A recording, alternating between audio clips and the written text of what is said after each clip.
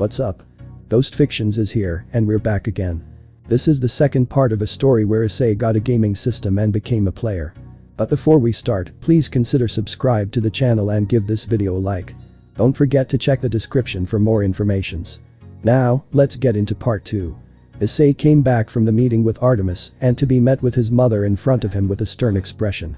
Where have you been? I was with my friends. Didn't you see the note? Did you get permission from me? Issei groaned and replied with, I'm 17, Mom. I'm not a baby anymore. Mickey snapped back. And where do you think you live again? Oh right. My house. If you live in my house, you live with my rules. One of those rules is, let me think. Mickey playfully placed her finger on her chin and began thinking. If Issei was to do anything, he should consult with his parents first. Right, Garu? His father was sitting on the couch, slumped against the back of it and reading the newspaper. Hearing his wife, he simply sighed knowing that his son was making trouble again. Yes, honey. Now where was I? Mickey smiled, a smile that meant the worst for Issei. Guess who is grounded? Not me. No cheesecake for a month nor any more Gundams in the house. Understand? Widening his eyes upon hearing her threat, Issei began panicking. Two of his favorite things not being given to him anymore for a month straight. This was true hell. You. No talking back to your mother. She smugly smiled at her son. Groaning and heading back upstairs, Issei was a little frustrated. Wait. He still needed to kill the strays he told he would deal with to Sona and Rias. Deciding that he could release some frustration on these unfortunate monsters, Issei jumped straight out of his window and straight towards the first stray devil. Landing in front of another abandoned factory, Issei can't help but notice that these factories in Kuo were truly the golden places for these stray devils. Danger ahead. Stray devils, a horde of them ahead. Defeated. 0-10. Reward. Level up. Plus reputation with Rias and Sona. Another quest requiring him to kill a horde didn't really bother him. Hopefully, nothing crazy shows up and decides to mess with him. Last time he had Rias and her peerage to help him, this time he had none to help him.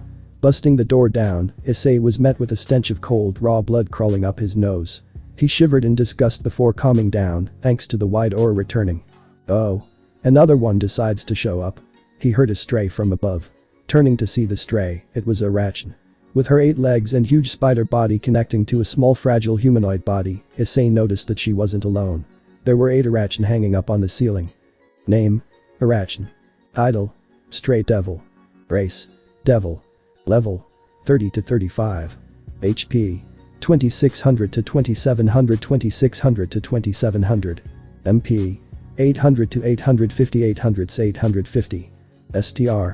42 to 44. AGL. 32 to 44. End. 52 to 54. Int.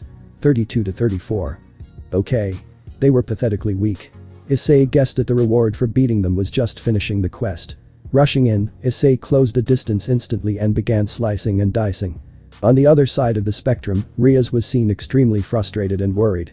Her arranged marriage with Riser was still continuing and she didn't want it to happen. She had just met Riser and realized how outmatched she was for the rating game that was going to happen between the two. Riser had only lost 2 rating games out of respect for his opponent.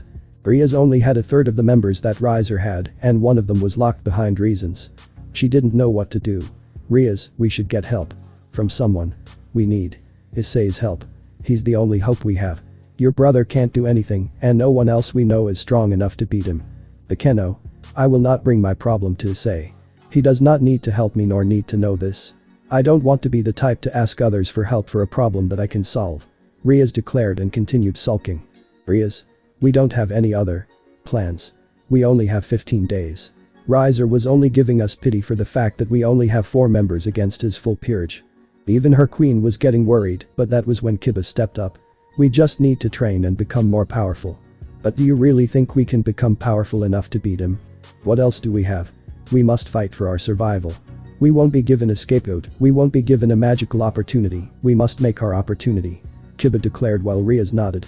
Before they could continue, that was when Surziches decided to make his entrance known. Showing up with his wife on the side, Surziches watched as his sister widened her eyes upon seeing him. Rushing over to him, she immediately latched onto him and began tearing up. They both knew why. They both knew what was going to happen. Even if Rias and her peerage was to train, Rias was still going to get destroyed. Brother. I don't want to marry him. Ria's voice began cracking, her emotional state was becoming more vulnerable as she spoke. He's going to do things to me. I don't want to be near him. Please, brother. Serziches could only look down at his sister and hug her tighter. He couldn't say anything. He couldn't save his sister. Even being as powerful as the Lucifer, he had rules to abide. He couldn't do anything to save his little sister from her torturous future. Grafia could only look away in sadness. The end was inevitable. However, that was when something clicked inside Riaz. Seeing her situation again, she began to realize that it was similar to the time when the knight was in front of her. She felt just as hopeless as before. She remembered everything. The time when the knight had walked straight towards her while she could only close her eyes and wait for the inevitable. Backing away from her brother. She hated this feeling. Always trying to hope for the best when she did nothing. She began to despise this feeling. She wanted to be strong like Issei. She wanted to be strong like her brother. Why couldn't she be like Issei? She gritted her teeth hard and clenched her hands tightly. She needed to do something. Brother. I have a question. Is there a way where you can teach me how to use my power of destruction more properly? Is there also a way for you to train my peerage and I harshly? Hearing his sister's request, Serziches could only be confused. Riaz had never asked him to train her. He was a little concerned. The training that he was going to put her through will be something that she has never ever experienced. He was hesitant. Why do you want to be trained by me? Because I feel so helpless. I feel like I always need someone that needs to save me. I always feel like this. And with the knight.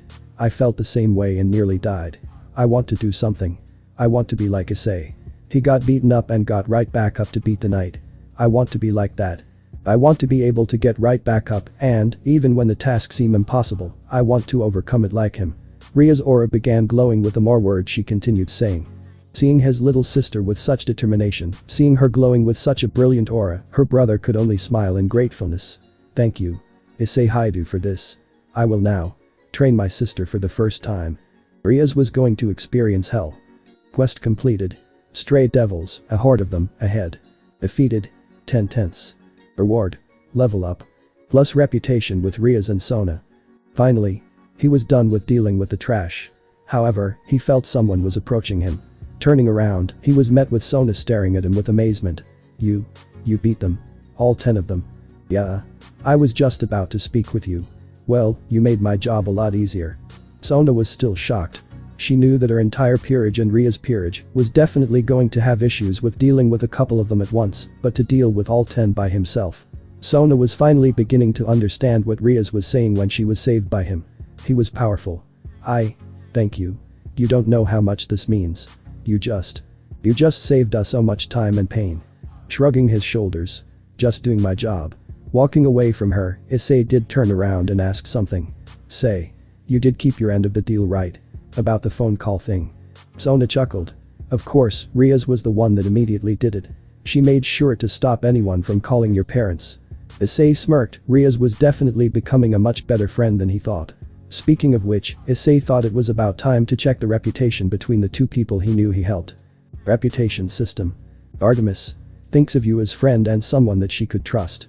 She thinks of you as a hero as well, and someone who means well. Riaz. Her admiration for you is through the roof, and she will follow you around like a lost puppy. She trusts you and treats you with almost as much respect as she does with her brother. Riaz was starting to get a little scary with her admiration. At least it wasn't obsession. While walking out of the factory, Issei noticed a small black feather flowing through the sky. Widening his eyes and immediately dashing towards the feather, he gripped the feather and knew it was a fallen angel's feather. Gritting his teeth, he dashed straight towards where the direction of the feather came from. Sona, upon seeing the quick reaction, rushed to see where Issei was going. However, the speed difference was so grand, Issei blitzed her to the point where he disappeared from her line of vision in seconds. Following the fallen angel's feather location, Issei was able to track some movement coming from the forest. A strange wind blew past his face coming from behind him. Turning around, Issei decided to explore. He may have been foolish to do so, but he would make sure that he was somewhat further away from the source of the wind. Slowly, he rushed toward where the source was going. The rustling continued, and Issei ran faster and faster, trying to catch up to whatever was making that sound. However, once running for a few minutes, he stumbled upon a small open area. Rather than walking into the area, he looked around to make sure that he wouldn't fall for a trap. Crouching down, he tried his best to sense anything around. Issei remained calm as he cautiously scanned the surroundings of the small open area. He knew better than to rush into unfamiliar territory without thoroughly assessing the situation.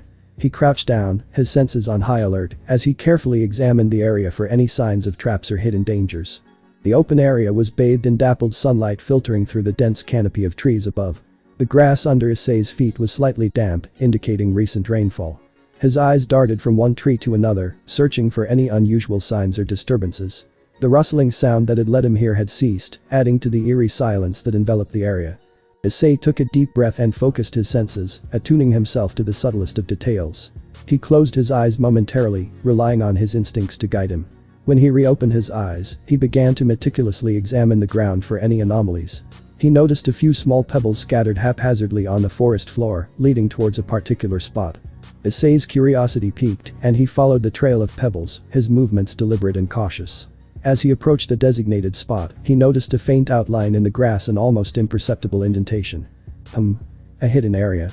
Kneeling down, Issei gently brushed away the overgrown foliage to reveal a concealed trapdoor, partially hidden beneath the thick vegetation. The trapdoor appeared to be made of weathered wood, its hinges rusted with age. It was evident that the entrance had not been opened in quite some time. Humans couldn't be underneath this trapdoor. It wouldn't make sense. They wouldn't have been able to move faster than me running. Issei continued thinking, there was no way that he was going to enter this.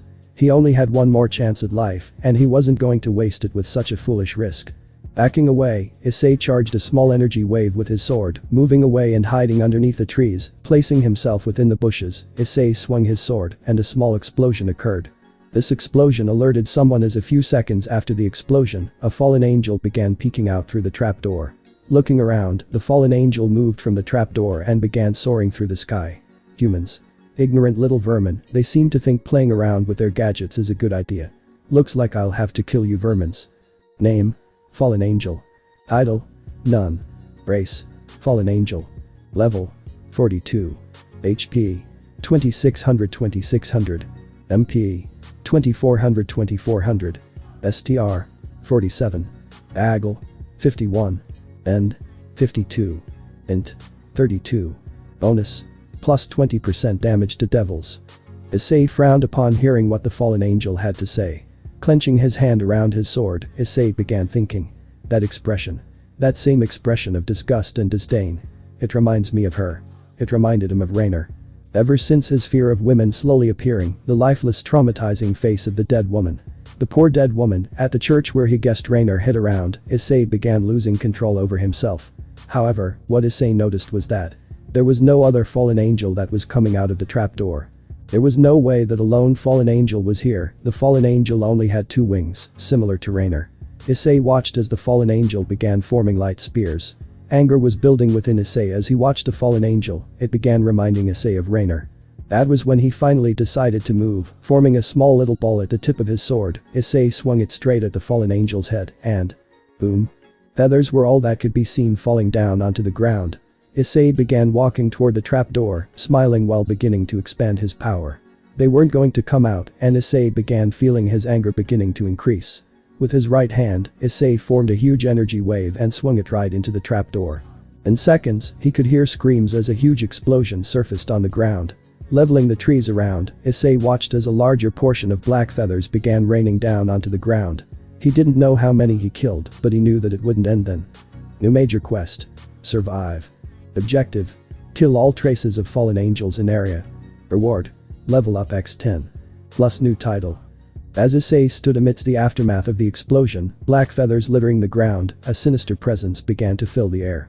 The distant sound of beating wings grew louder and more frantic, accompanied by the anguished cries of fallen angels. Issei's display of power had attracted the attention of numerous fallen angels, and now they were descending upon him with fury in their eyes. Hundreds of fallen angels materialized in the sky, their wings outstretched as they descended upon Issei like a swarm of vengeful creatures. All of them ranged in strength, from some of them being as strong as the fallen angel he killed to being nearly as strong as him. Issei's eyes narrowed, determination shining through as he prepared himself for the incoming battle. He knew he was about to face a formidable challenge, but he couldn't back down now. The fallen angels attacked with a flurry of energy blasts, their collective power overwhelming. Issei swiftly dodged and weaved through the onslaught, his instincts and senses were guiding him through the overwhelming onslaught of attacks. However, the sheer number of opponents was a disadvantage he couldn't ignore. For every fallen angel he incapacitated, two more took its place. It didn't help that the white aura began trying to calming him down as his frustration began increasing, but the rate at which his frustration and anger was increasing was too much even for the white aura. Issei fought valiantly, utilizing his abilities to counter their attacks. Using iron flesh to tank through hundreds to thousands of attacks, and using his remaining bronze coins to keep his health afloat, Issei was determined. Leveling up several times, Issei was laughing hysterically as he clawed his way through the horde. Each clash reverberated through the forest, causing the trees to tremble and the ground to shake. The battle raged on for what felt like an eternity, with Issei pushing his body and magical reserves to their limits. Despite his efforts, the fallen angel's numbers seemed endless, and his strength began to wane. Fatigue settled in, weighing down his limbs as he struggled to keep up with the relentless onslaught. Damn it. I'm beginning to lose my ground. The fallen angels, sensing Issei's weakening state, grew bolder in their attacks. They began using even more light spears to try and pierce through Issei's body. However, Issei's body bore the brunt of their assault, bruises and cuts forming with each spear striking him. Blood trickled down his face, his vision slightly blurred, but he refused to yield. Even with his immense damage reduction, he was still being pinned by the much more powerful 6 to 8 winged fallen angels. With his back against a tree, Issei fought tooth and nail, channeling every ounce of his remaining strength. His sword and feet shield with ferocity, his attacks landing with precision and power. But for every fallen angel he incapacitated, several more pressed forward, overwhelming him with their sheer numbers. Issei's body screamed with pain, his muscles protesting each movement. His vision began to swim, and his breathing grew labored. The fallen angels sensed his vulnerability, seizing the opportunity to strike at his weakest moments. Push now. He must be taken down. One of them screamed, which was followed by the entire crowd of fallen angels screaming and applying more pressure on their onslaught.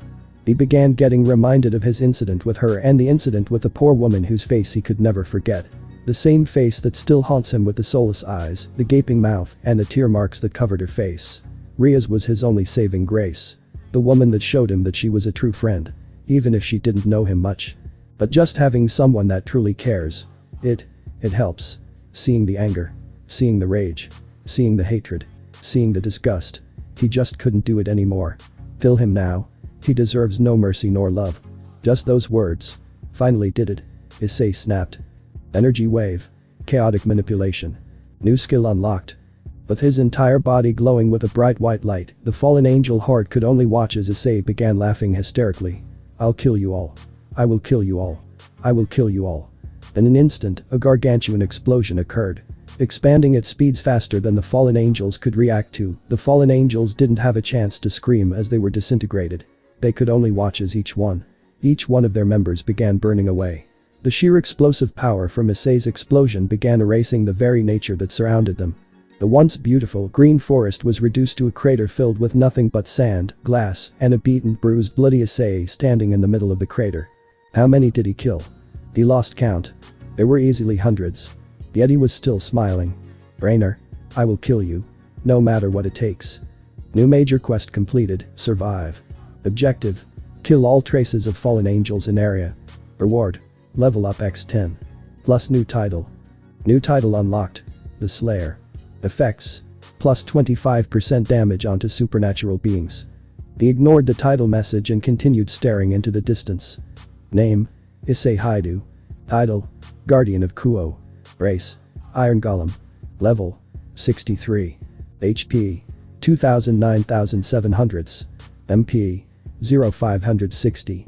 STR. 100.5, plus 20. Agile 74, minus 2. End. 76, plus 21. Int. 65, plus 2. Bonus. 63% damage reduction. Skills. Iron Flesh. Berserk Wrath. Chaotic Manipulation. Again. Ria's tried to control her power of destruction into a small little aura around her. An actual physical aura that can be used as a weapon by her. Her brother wanted her to be able to use her power at will without concentrating heavily. This would be the first step, making sure that she could instantly summon a barrier around her body. Relaxing her body, Ria's closed her eyes and began to relax her mind. Slowly, she began expanding her aura outwards. Now. I want you to think about nothing but the magical presence within you. I want you to slowly expel the power into your body, surrounding yourself with it. Let it engulf your very figure. Doing as her brother said. Ria's began to slowly visualize herself with a core burning with the power of destruction. Everything is going smoothly. It had been the second day of her training with her brother, and she already can tell the many things she has done wrong throughout her years of training. A major mistake that she had done with her power was instead of letting it flow within her, she would instead instantly try to concentrate the power into a condensed sphere which, even with her control of her power, would never work out well. Serziches, upon seeing this, squinted his eyes to see his sister's aura beginning to slowly engulf her body. I want you to continue this. Stay in this exact mindset and we'll begin training. It's not about the offense someone needs, it's better to have defense. Don't use the power of destruction to attack me, just try to dodge and use it to deflect my attacks. Nodding, Riaz opened her eyes and heard a single word. Dodge. And she was smacked right across the face, sending her flying right into the wall, but she still had her aura around her body. She was going to go through some difficult times. While Riaz was training with her brother, Issei was sitting down in his house staring into the television. He put on the television too. It would seem to his parents that he was staring at something rather than nothing because he wasn't watching the show, he was simply in his own thoughts. After reaching level 60, Issei had obtained a specific quest. It was interesting to say the least, since it wasn't a regular quest asking him to complete difficult tasks, but rather a race-changing quest. Race-changing quest. Survive as long as you can in the dungeon. Objective. You will be placed into an infinite world to be fighting against thousands upon thousands of monsters. The longer you can survive and the more enemies defeated, the better the race you will change into. Upon being defeated, you will be automatically transmitted right back to your original location before entering the dungeon. Leveling up will be available during the dungeon. Restrictions. You will only have 5 large health points and 5 large mana potions available. He was left with this. Defeating as many monsters as he needed to defeat and survive as long as he could. He could do that. Deciding to enter the dungeon, he clicked the yes button and was transmitted into the very first area he had ever entered in. The first dungeon he entered. The desert area. Monsters, defeated. 0. Time survived. 1 second. And so it began. The very fog that forms whenever he entered the dungeon showed up again. However, the entire desert was quickly infused by the fog. The sand began to change colors until it was, rather than being the yellowish-orange color, was now a grayish-white color. Instead of the fog spawning the enemies, Issei was met with the enemies rupturing the ground with their hands and crawling up. The first zombies that he fought against. They were back. However, in the distance, Issei noticed a few familiar figures. Standing in front of him, there were the 3 drakes, the Queen, Elizabeth and Alyssa. Hello. Human. It's so great that we can fight again. Oh. You 3. Still can't handle the fact I destroyed you 3 alone. They sneered at his comment, but chuckled afterwards. We are not the same as before. We are much stronger. They looked to be a little stronger. Instead of being their original level, they were 10 level higher. Still, it was nothing compared to Issei. Gripping onto his great sword, Issei simply charged a very powerful chaotic wave into his sword and slammed it straight into the ground. Creating a huge explosion that disintegrated everything in the proximity, everything in sight was annihilated. His strength stat was just on a league of its own. You need speed when you can hit so hard that your attacks become an area of effect. Level up. Before anything could happen, a roar could have been heard from the distance. Turning to see who it was, Issei was met with a hideous sight. A large dragon-like figure was seen storming towards him while it was massive in size, but the mouth of the dragon stretched from the head all the way to the back. The many teeth that the dragon had were all asymmetrical. The wings had holes in them while it continued screeching. Name. The Gaping Dragon. Title. None. Race. Dragon. Level. 65. HP. 50,000 50,000s. MP. 10,000 10,000s. STR. 100 plus 50. AGL. 75. End. 200. Int. 100. The sheer stats that the dragon had was easily eclipsing Issei by a landslide. Not only that, but it had 1 level advantage. The only thing that Issei had over this thing was his raw damage reduction. His great sword would be able to deal with a level difference thanks to his pure stat, but the huge health pool and mana pool was scaring him. Not only that, this was the first monster that Issei had ever faced that beat him in strength. He couldn't just tank the attacks and deal a fatal blow because he would be easily knocked straight into the distance the moment Bai would come into contact with the beast. Backing away and gaining some distance on the dragon, Issei gripped his great sword. He couldn't deal with the monster. Unless if he used all his health potions and mana potions. Changing his race is going to be crucial, especially if he wanted to fight against beings like Artemis. He wanted to make sure he would be able to at least deal with her blows. Wait. What if he could run away from the monster and make others fight it? He may have been slightly slower, but Issei could remove his sword and shield, making his movement barely higher. Placing them back into his inventory, Issei made a mad dash the opposite direction of the Gaping Dragon. The dragon roared at him before trialing straight behind him. That was when he noticed a couple of things. Issei noticed that there were smaller critters, and then there was a specific being that was within the crowd of mobs. Name: Demonic Tank of the Abyss. Race: Abyss. Level: 65. HP: 5000 5000s. MP: 1650 STR: 98 plus 10. AGL: 83 plus 4. End: 90 plus 10. Int: 66. Bonus: 70% damage reduction. A similarly large Abyss warrior, similar to the knight he fought with Rias, but a far bulkier with many more plates of armor and a great shield at hand, Issei noticed as the tank began running to him. The tank was quick, maybe he could be the perfect opponent for the gaping dragon. But the tank rushing at him and the gaping dragon trailing him. Issei took the opportunity to slow down and re-equip his sword and shield. Turning towards the gaping dragon, Issei threw a small energy wave into the ground. Doing the same in the other direction, Issei took this opportunity to dig straight into the sand with his strength and engulf his body within the ground.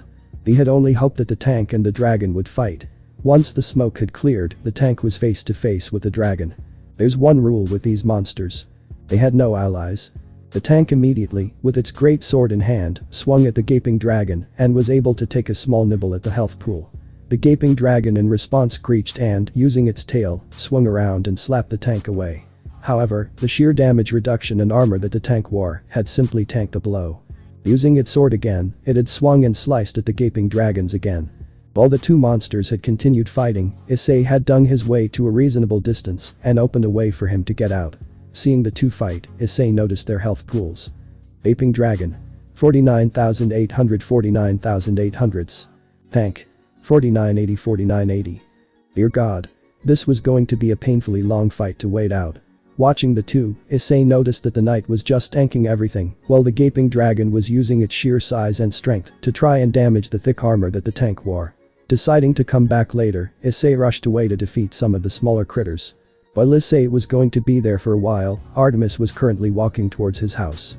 With Sophia by her side, Artemis wanted to spend time speaking with Issei, while Sophia wanted to play with him like he was her older brother. So, she decided to hit two birds with one stone. I wonder, what other silly things will that boy do? She knew where he lived and told Sophia that, making the little girl extremely. My lady, what do you think Mr. Dummy is going to be doing right now?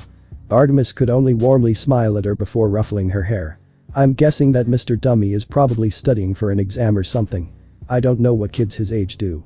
It had been nearly an hour since Issei had seen the two duke it out. Coming back to where they were, Issei watched as both of them were being brought down to a slither of health. Charging up a very ultra-powerful attack, Issei launched the attack straight in between the two.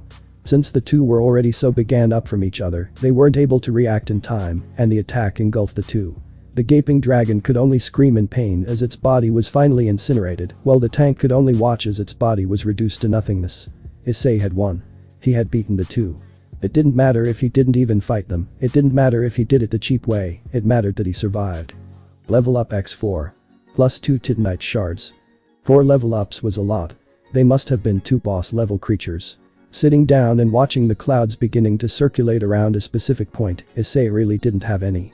Issei finally decided that he would upgrade his shield. Iron Great Shield. Iron Great Shield, plus 1. Rarity: Epic. Attributes: plus 3 strength. Plus 4 strength. Plus 10 endurance. Plus 11 endurance. So damage reduction didn't increase. Good to note. Now with his stronger shield, Issei took one step forward and noticed that there was something coming towards him. Eyeing the figure through the distance, Issei noticed another armored individual. Coming at him, the being held a very large sword, similar in size to his, but it was thicker. Gripping onto it with both of its hands, the black armor that it wore, the horrific vibe that the being gave. Issei could only notice that the knight was breathing heavily, but it stood in front of Issei without a slither of hindrance from the running.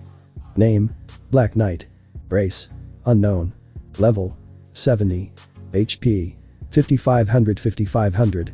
MP: 1750 1750. STR: 128, plus 30. AGL: 62, minus 2. End: 100, plus 10. Int: 70. Bonus: 50% damage reduction. Plus 15% pierce damage. The sheer strength that the knight held was immense. Rushing in, Issei watched as the knight began winding up his attack.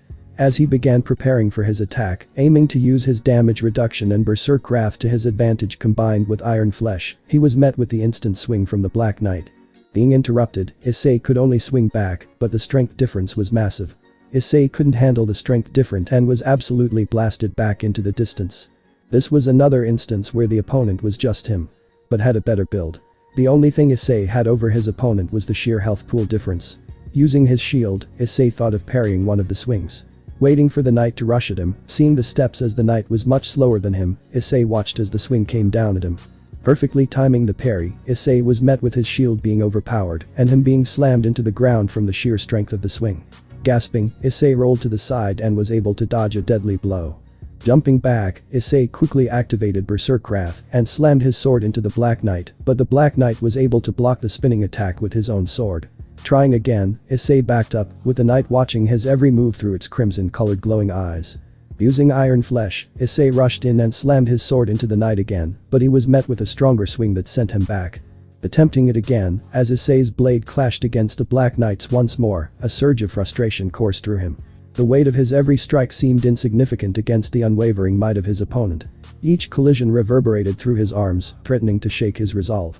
Desperation fueled his movements as he pivoted, attempting to find a weak spot in the knight's impenetrable defense. Yet, with each swing, it felt as though he was merely striking at solid stone. Sweat dripped down Issei's brow, his breath ragged as he strained against the unyielding force before him. That was when Issei decided to give his all into this battle.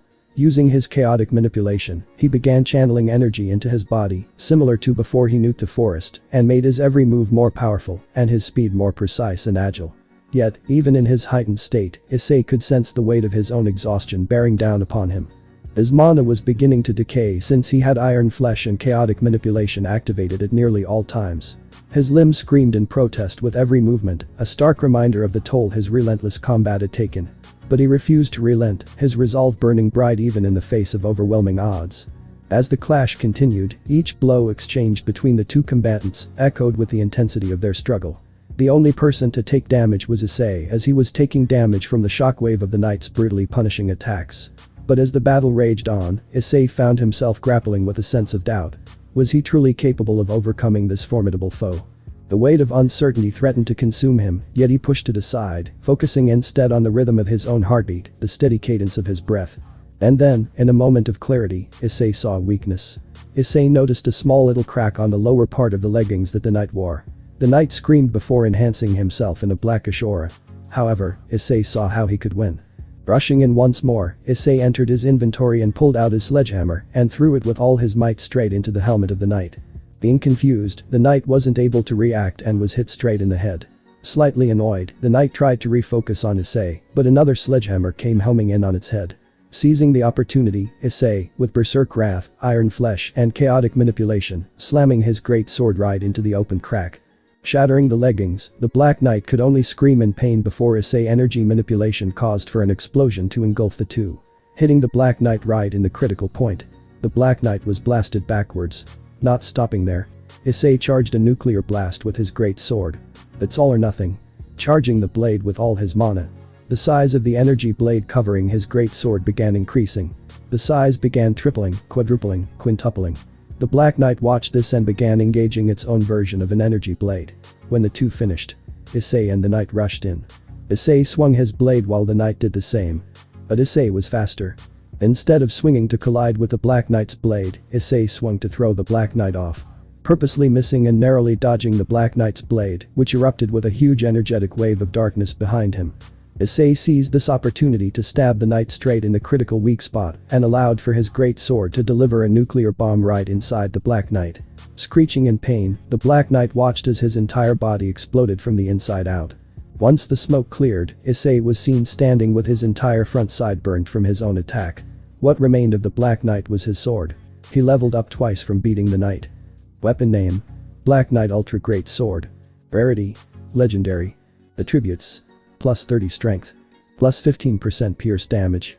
Minus 5 agility. Requirement: 70 strength. Details: this ancient artifact was once used by the legendary Black Knights that once fought and served the very gods. So the sword itself was a legendary weapon. Issei had a decision to make. Either lose the shield and go all strength or keep the shield and replace his great sword with the Black Knight Ultra Great Sword. He finally made his decision. If he needed to switch, he could switch mid-battle. He had his shield ready right in the easiest part to reach in his inventory. Name: Issei Haidu. Title: Guardian of Kuo. Race: Iron Golem. Level: 70. HP: 3000 9400s. MP: 8560s. STR: 111, plus 47. AGL 84.5, minus 2. End: 83, plus 11. Int: 72, plus 2. Bonus: 38% damage reduction. Plus 25% pierce damage. Skills: Iron Flesh. Berserk Wrath. Chaotic Manipulation. He was a glass cannon if he wasn't an iron golem. That would have been terrible. Hopefully, the race change could support his little weaker side of tanking. Issei stood on top of a mountain and looked down to see a huge opening filled with monsters all around his level. However, the difference between these monsters and the boss level monsters from before was that they had normal stats. Their strength, agility, endurance, and intelligence were closer to their level, rather than matching his strength stat. What if I land a nuclear blast in the middle without them noticing me from up here? Grabbing a few large mana potions, Issei chugged them to max out his mana and did the same with his health. Using all of his potions, Issei looked straight into the middle of the large crowd of monsters who were fighting each other and began charging as much as he could. Igniting himself with his own magic, his health began draining, but his body began shining so brightly that the sky itself began illuminating from his brightness. His entire body was filled with the crimson dark energy to the point where the outline of his body disappeared. Shooting straight into the sky as high as he could, Issei looked down and blasted himself straight towards the crowd of monsters. There was at least 1,000 of them. Issei would call this attack the final wish. The monsters looked up to see a bright projectile the size of a human crash straight into the surface, with so much force to the point where the entire mountain itself collapsed. A huge wave of pure illuminated plasma energy began expanding at such speeds that it blinded anyone who looked even close to his direction. Incinerating everything in the area, every single monster screeched before becoming ashes as Issei annihilated them all. With his huge strength boost that he got combined with using all his mana at once, Issei shook the entire area and caused the clouds, from the shockwave of his explosions, to circulate all around him. In seconds, the weather changed from snowy to rainy and continue alternating. Once the explosion dissipated, nothing was left besides a crater that continued spewing out magma. Not even Issei himself remained. He only received 4 level ups from his nuclear ending. Opening his eyes while gasping for air, Issei jumped off from his bed to see his surroundings. Looking confused, Issei finally remembered that he would respawn back to his original location once he died in the dimension. Monsters defeated. 1000 plus. Time survived. 4 hours 20 minutes. Host had defeated 3 true boss level enemies. Evaluating performance. Host had performed impressively well and went off with a bang, killing many more enemies than what was expected. Race change options will be given. 1. Crystallized Golem, rank Legendary. 2. Titan, rank Legendary. 3. Dragon, rank Legendary. Dragon will be more magic focused than the other 2. Titan will be more focused on tanking and strength, while Crystallized Golem will be pure strength. Issei immediately chose Titan. Crystallized Golem would make him a true glass cannon, which is what he didn't want. He wanted to tank and hit hard and not just be a fucking nuclear bomb, but can't take a hit at all. Titan has been chosen. Changes will occur. Benefits. Every endurance point will now give 200 HP rather than 100 HP. Strength stat will be increased by 1.5, and from now on, every level up will increase strength by 1.5, plus an additional 30% passive damage reduction. However, host will be restricted from ever having a shield. Drawbacks. Intelligence will increase MP by 5 for every level in that stat. Agility will continue to increase by 0.5 for every level. Issei looked surprised at seeing his magic stat being reduced to such a large degree. He had barely any mana points to begin with. Now that solidified that he would never become a magic user. Nuking his enemy was out of the question unless if he doubled his intelligence stat. However, strength stat will be increased by 1.5. That was worded differently than before. Checking his stats, Issei was fucking flabbergasted. His stats were out of this world now. Name: Issei Haidu. Title: Guardian of Kuo. Race: Titan. Level: 74. HP: 19,600 19,600s. MP: 390 390ths. STR: 160, plus 47. AGL: 87.5 minus 2. And 87 plus 11. Int 76 plus 2. Bonus plus 58% damage reduction. Plus 25% pierce damage. Skills: Iron Flesh, Berserk Wrath, Chaotic Manipulation. While checking his stats, Issei noticed that his strength stat had reached over 200.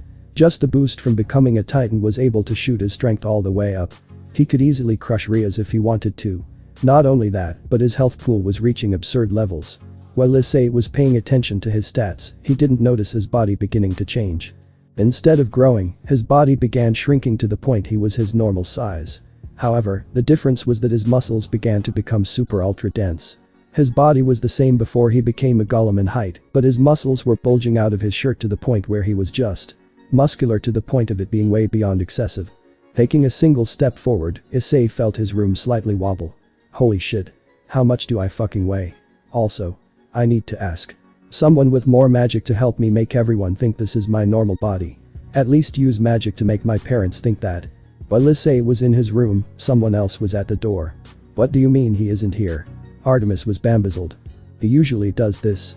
He just leaves and comes back a little later. Just give him a couple hours and he'll be back. Issei's mother gave a sad look to Artemis and Sophia. Sophia looked at Artemis with a sad look. Artie.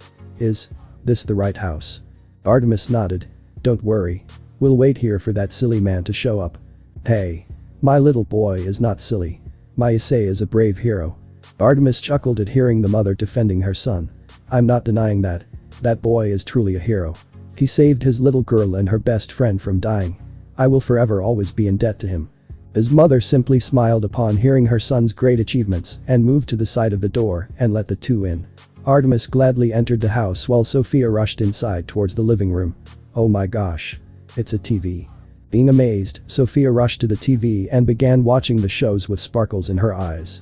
Mom. Who is here? Hearing her son's voice, Mickey softly spoke back. There's this beautiful woman and a little girl next to her.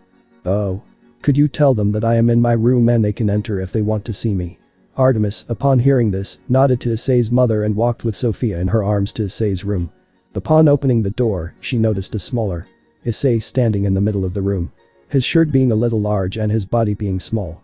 He was shorter than her. Issei. What happened? Magic? I don't even know.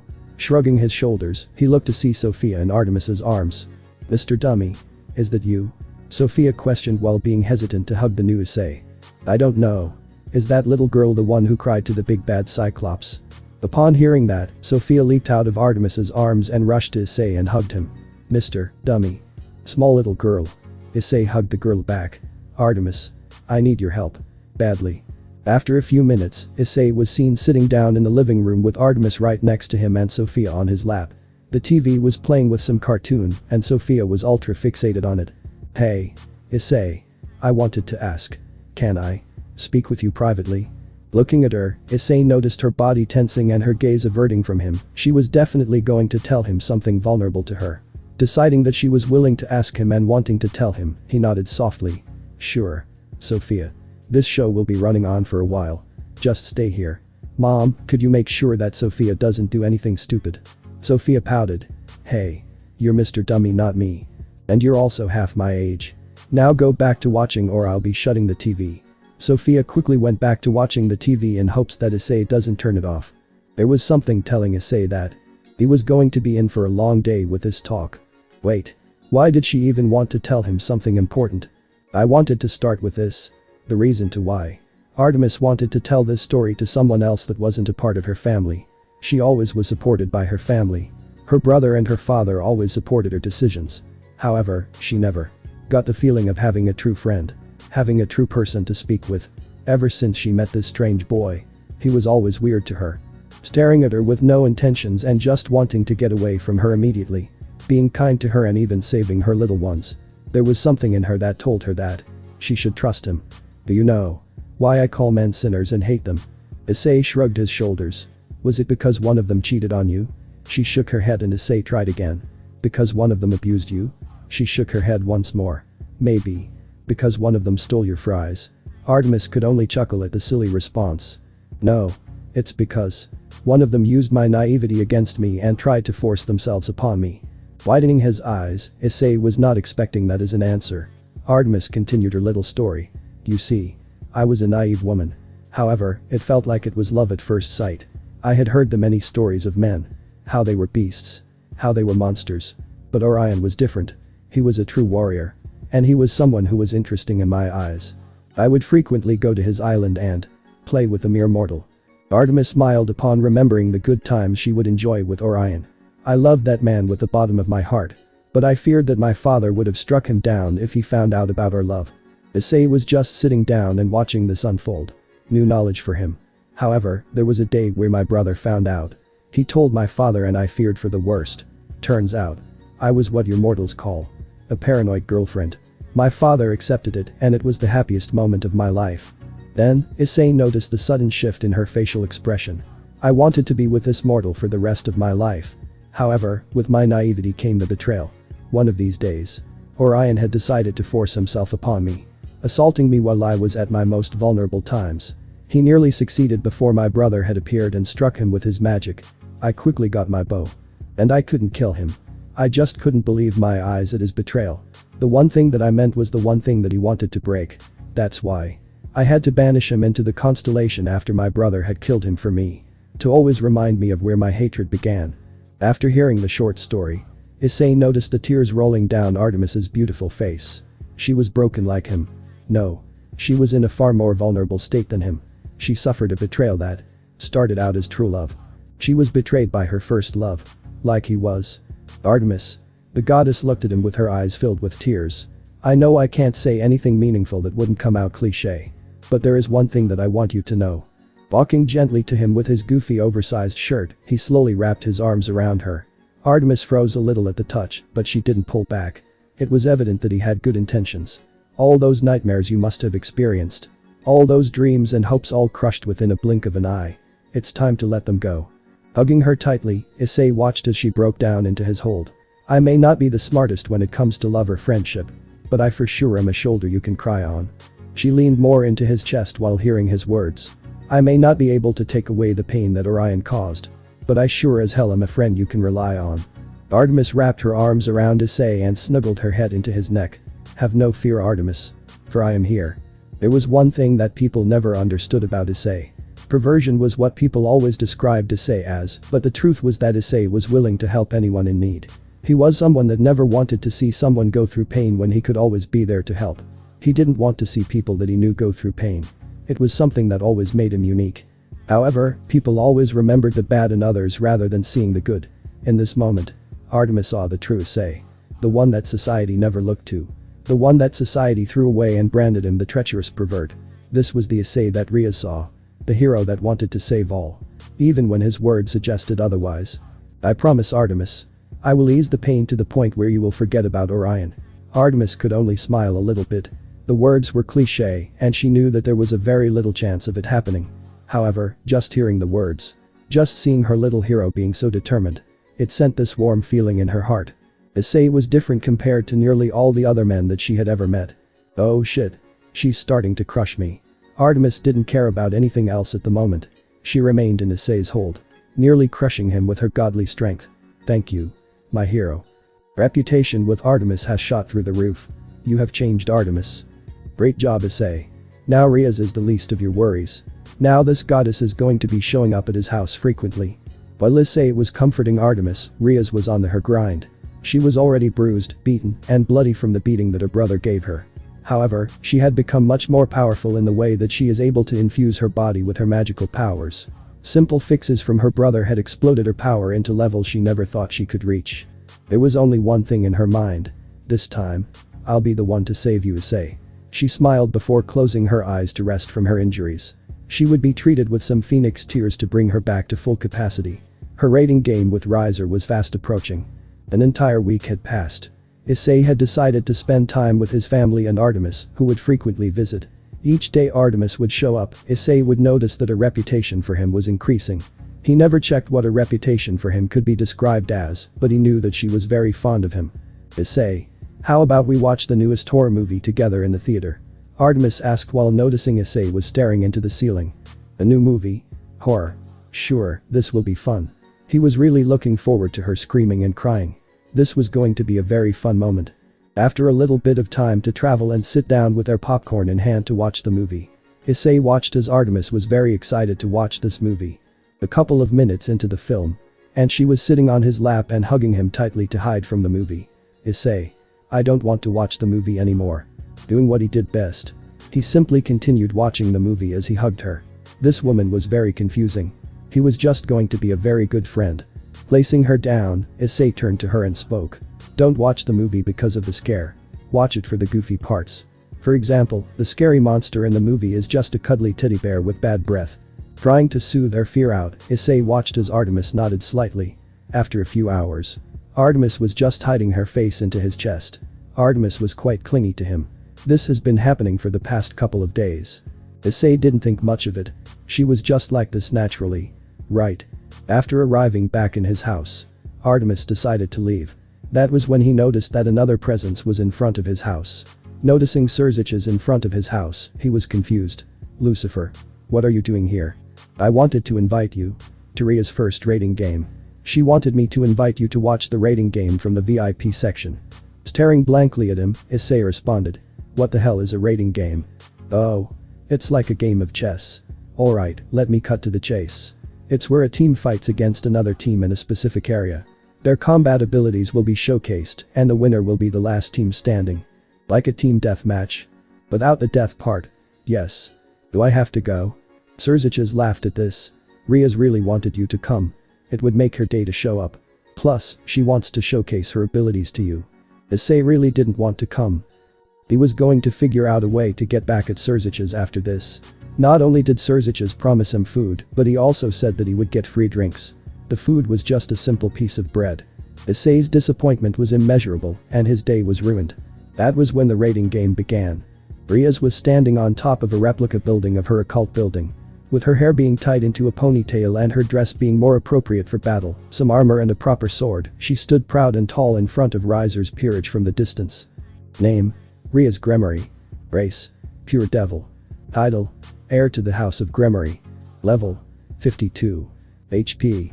2600. MP. 3750. STR. 56, plus 10. AGL. 50. End. 48, plus 4. Int. 64, plus 25. Bonus. Plus 30% magic damage. Plus 20% damage reduction. Riaz was far stronger now. Issei smirked, seeing the fact that Riaz was wearing a proper suit that can defend much better against attacks. She was learning from her mistakes against the knight. Serzich's noticed this and smiled in pride, knowing that her little sister was going to definitely win this game. Issei sat down in the VIP section, away from anyone to make sure that no one would notice his presence. Name. Riser Phoenix. Race. Pure Devil. Title. Heir to the House of Phoenix. Level. 52. HP. 2800. MP. 3100. STR. 62. AGL. 52. End. 46, plus 10. Int. 52, plus 10.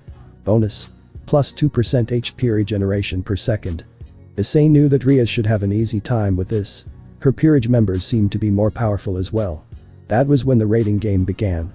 Riaz rushed in to fight against Riser, while her peerage members disbanded and rushed to deal with the other peerage members. The first member to be tested was Kiba. His breaths were shallow, running as fast as he could, he didn't want to let his king down. Around him, the silhouettes of 5 formidable women emerged from the swirling dust, their presence as ominous as the darkening sky above. Mihi, Carloman, Isabella, Lee and Nell were in front of Kiba. 2 of the women wielded chainsaws, their blades glistening with a sinister hunger for battle. We won't let you get any fur. Kiba interrupted them, high rushing in with his many swords around. Transforming the ground below the women into sword, all 5 of them backed away. Rushing in, Kiba grabbed one of the swords from the ground and swung. Lee tried to use her chainsaw to deflect the blow, but Kiba was just using the initial swing as a distraction as Kaneko came from behind the women and slammed her fists right into the head of the woman. Immediately, the woman was eliminated from the raiding game. Looking at each other, Kiba and Kaneko nodded as they sensed the presence of Nell and Isabella coming in. Kiba ducked as he dodged a swinging chainsaw coming to cut him horizontally and countered with his own sword, which he quickly formed from the ground and stabbed it straight into the woman's gut. Kaneko wasn't holding back either, as she was able to dodge the sword coming from behind her as Isabella was coming in for the one-shot end shot. However, Kaneko, with her raw strength, struck her feet straight into the ground hard and shot herself straight up, slamming her fist straight into Isabella's head and knocked her out. Another one eliminated. This left Riser's peerage down 3 members. Kiba quickly threw a couple swords towards the other 2 women. Taking his chance, he rushed in, pressuring the 2 women to back up. Grabbing their respective weapons, they were readying up their own counterplay against Kiba, but that was when Akeno shot her 2 lightning bolts straight at the 2 and easily eliminated them. Akeno, Kiba and Kaneko had trained to fight together to prepare for their fight. They weren't getting any special training like their master, but that didn't stop them from making sure they were ready for this battle. Akeno. Left. Kaneko. Middle. I'll come from the side. Nodding, Kiba rushed from the right. Formation trio of danger. Commence. With that, Issei watched as Ria's peerage was beginning to quickly cut down on Riser's numbers. However, what Ria's peerage didn't account for was the fact that Riser's queen was far stronger than the rest of the pieces. With her being the only piece remaining on Riser's side, she decided to go out with a bang. Shooting all her magic into the proximity of where Ria's peerage was, she was able to take down herself and Ria's peerage, excluding Ria's, with relative ease. Talk about a kamikaze.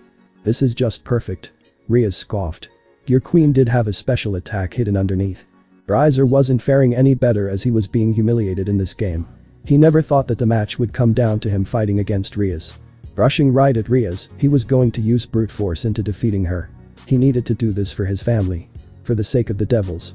Ria's dodged a first blow and nailed Riser straight in the face with her fist. Stunning him, Ria swung her blade. However, she was not expecting for Riser to shoot flames out of his mouth. Blasting her back, Ria's instantly shot a beam of destruction straight at Riser. Hitting him in the chest, Riser scoffed and ran to Ria's. The battle between Riser and Ria's escalated quickly, their powers seemingly matched as they exchanged blow for blow. Riser, fueled by a sense of duty to his family and the devil's pride, lunged forward with renewed vigor, his fists engulfed in a fiery aura. Ria's, her crimson hair a stark contrast against the chaos, met his assault with equal ferocity, her hands crackling with arcane energy. I do this for our race. For our name. I will win this and bring glory to our race. Riser continued enhancing his flamed fist as he began empowering his body with the flames of his clan. I will win and make this a precedent to all those in arranged marriages. For my freedom and the freedom of many others. Ria's began glowing a powerful and radiant crimson aura. As Riser's flames met Ria's force field, the air around them shimmered with heat and power. They were locked in a dance of destruction, each strike more desperate than the last. Riser's punches, swift and heavy, were parried by Ria's deft movements, her counters sharp and precise. The ground beneath them cracked, testament to their might. Ria's sword was long melted, but she didn't need that when she had the advantage in power. However, Riser quickly intercepted her attempt at empowering her body with more destruction, blasting her straight in the face with flames from his eyes. Ria's was stunned. Taking this chance, Riser shot a huge wave of flames that took shape of a phoenix. Ria's could only watch this in horror as her entire body was engulfed. An explosion the magnitude of mountainous earthquakes echoed through the area as Riser was only laughing. I knew you couldn't beat me. However, he was met with a powerful beam of pure radiant crimson light, blasting his entire body. Ria's, seen through the smoke with her entire body covered in burn marks and blood, was shooting a huge beam of destruction with all her magic. She knew that this was her only chance in winning. However, she quickly noticed that Riser wasn't going to quite. Another phoenix was forming at the end of her beam. Colliding and pushing back her beam, Ria's began applying all her energy and strength. Her sweat, her tears, her will into this to only match Riser. Neither yielded, their eyes locked in a silent vow to emerge victorious. In that instance. As the two were nearly at the end of their magical capabilities. Issei noticed, same with Surzich's, as they were more keen on watching Riser, since they had a feeling that something was going to happen. Ria's was supposed to win. Her beam was beginning to slowly push Riser's phoenix back a little. That was when they noticed something. I will not lose. I will not allow for myself to disgrace my family. I will not allow myself to fail my race. Ria's. You may want to be selfish, but I want to be grateful to my family. Riser pulled out a vial of phoenix tears and drank the entire bottle. I'm sorry. But I must win. In normal circumstances, this wouldn't have been an issue. However, the entire bottle being consumed was illegal in the duration of a raiding game. A single phoenix tear would be able to allow for a person to greatly heal. A whole bottle would allow for the user to reach their peaks again. In that instance, not many were paying attention to Riser. He was able to push with maximal energy once more. Easily overtaking Ria's magical beam and engulfing her with flames once more. Ria's. has been eliminated. That cheating bastard. Serziches gritted his teeth.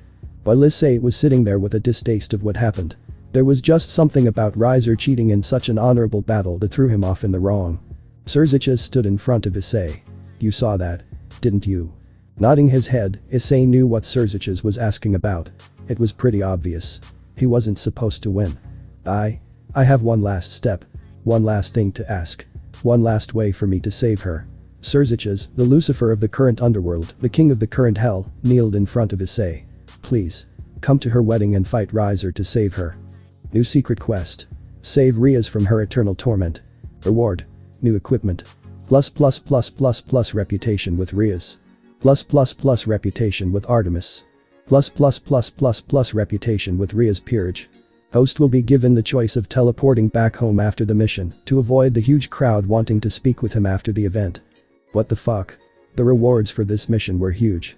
Why was he getting more reputation from Artemis? And less? Is this marriage being streamed to the supernatural world? The Lucifer nodded, causing Issei to groan a little bit. He didn't have much of a choice with this since the rewards were crazy enough. Fine. I'll deal with him alone. Do you really think you would win? Issei simply smirked. Nah, I'd win. But that time had passed to the point of the wedding. Riaz was sitting down in her room outside of the wedding ceremony. With her was her mother and brother, who were greatly against the wedding, but couldn't do anything besides watch for the sidelines in hopes a miracle could happen. Then Alana looked at her daughter's sobbing face and couldn't help but only hug her tightly into her chest. She didn't know what to do. Seeing her daughter in so much pain.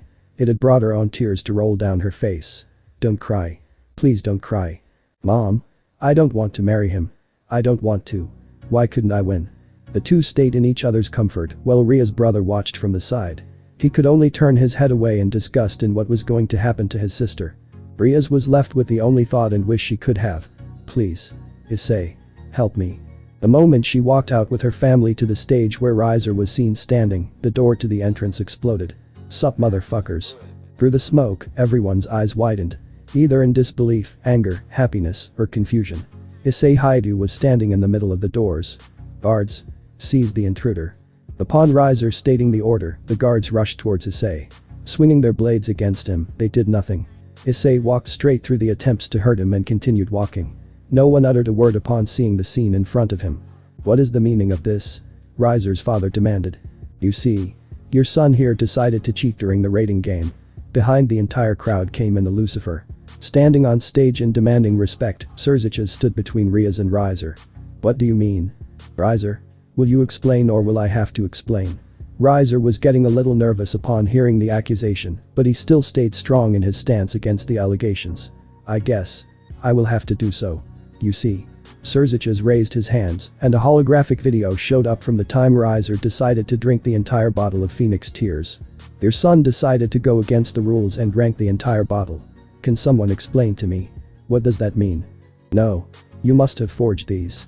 Reiser's father had stated. You were always against my son marrying your sister. This. Silence. Do you dare question your lord? Serziches screamed, silencing Lord Phoenix with his authority alone. All of you fools had decided to watch the fireworks happening while I was watching the two fighters individually. Riaz was giving her all. Reiser was as well. But why did you decide to cheat? Reiser, knowing that he was caught by the Lucifer, sighed before responding. I must do this for our race. For our own good. We, devils, are losing numbers fast. We may be able to get reincarnated devils, but we don't have many pure-blooded devils. But isn't cheating against the pride of a true devil? Anyways, we're getting off topic. The man in front of you, the human in front of you, is the same man that saved Riaz from death. What the hell was this man saying? Issei was starting to get annoyed. Serziches was trying to use the media as a way to increase his popularity in the supernatural world. Issei didn't want that. The same man that shows his face whenever there is justice to be served. This is the hero of the supernatural world. And he has come to bring justice. Reiser. If you want to marry my sister. There is a way for you to do it even if you did cheat. And that is, my lord. Defeat this human. Is that all, my lord? Defeating a human. That will be the easiest thing to do. Reiser was going to destroy this human. What do you say? Hero? Will you? Yes. Everyone gasped at seeing the Lucifer being interrupted. Just start the fight. Serziches chuckled upon hearing the bluntness from Issei and nodded. Teleporting the two into a separate dimension. The two of you will fight. Fight until one of you gives up. Riser chuckled and knew that he was going to win. Human. You're unfortunate. Just start the fight. I don't have all day to stay here with you. He had an exam happening during the afternoon. Issei was shocked that the wedding was taking place early in the morning. It was unfortunate because now he had to go to the test since his mother wanted him to pass high school. To say he was grumpy was an understatement. Riser threw a fireball straight at Issei, expecting to burn him alive. Issei simply walked straight through the fire. Negating all effects with the attack, Issei was just leagues above Riser in power. What? Throwing another fireball at Issei, the same thing happened. Issei walked straight through the attack without being phased at all. Riser was starting to get concerned. Rushing in with his fists infused with his flames, Riser went for a right hook, landing it squarely onto Issei's jaw. Nothing happened. This was meaningless. You will never be able to hurt me. Continuing his assault, Riser threw blow after blow. Fear beginning to claw onto his face when he only saw Issei's emotionless facial expression staring right back into his eyes. You're cheating. Where is the force field? No human can with grabbing his head with his hands. Issei simply squeezed a little bit and released Riser. The little bit turned into pure agony for Riser. His head was caved in after the brutal pressure. Screaming with blood trailing down his face, Issei simply kneeled in front of him. Come on. Drink another shot of Phoenix Tears. It won't be considered cheating. I'll allow it. Riser quickly opened a bottle of Phoenix Tears and began healing himself. What was he going to do? Kicking Riser with a gentle kick, Riser was shot straight into the other side of the dimension. Damn. Didn't expect that much strength. Riser backed away. Coughing out blood with nearly all his health depleted, he couldn't do anything. His body was beginning to fail moving around. What was this behemoth? There was no way that he was human. I can't quit. Riser got up and watched as Issei slowly walked towards him. In his eyes, Issei looked to be a regular human. In the eyes of Issei, Riser was a pebble. Riser continued blasting Issei, using all his magic, frantically drinking more Phoenix Tears to deal with his fatigue. But each attack simply was negated. Getting closer to Riser, Issei grabbed both of his swords by the handles very tightly, raised them into the air and slammed them with max power, shattering the entire area and causing so much damage that it distorted the small little dimension that was made for them. Needless to say, Riser Phoenix has been eliminated. Wait, what? Was that all? Fuck. That was the most anticlimactic fight in Issei's eyes. Nothing happened. He swung his blade and Riser was eliminated. Appearing back into the real world, Issei looked onto the crowd watching him with a disappointed expression. Yo. Zetches. I'll be leaving now. Rewards. New equipment. Plus reputation with Rias. Plus reputation with Artemis. Plus reputation with Ria's peerage. With that, Issei teleported back to his house, leaving the others. So, Rias will now be officially free. Rias squealed in delight and looked for Issei. Turning all around, she couldn't find him anywhere. Brother, where did Issei go? Oh. He just disappeared. Didn't you just see him teleport? What? But I wanted to thank him. Rias screamed. She pouted and looked upset at Issei. However, she couldn't help but blush. Issei had decided to save her twice. He was truly the perfect man. While this was being broadcasted in the supernatural world, a specific woman was watching this with a smile on her face. Artemis was seen looking on the aftermath with the birdie with a smile filled with pride. She knew that Issei was just a hero. Someone that was willing to save anyone in need. That was just who he was as a person. She couldn't help but feel her heart beating rapidly upon thinking about Issei. She blushed knowing what this meant. Issei was the second person to make this goddess blush. Both Rias and Artemis have finally found the person to make them feel loved. However, Issei checked his reputation. Artemis. Deeply in love with you. Rias. She will now follow you around like a lost puppy and sees you as a figure to admire even above her brother. Bakeno, Kiba, and Kaneko. Deeply respect you. Haha. Haha.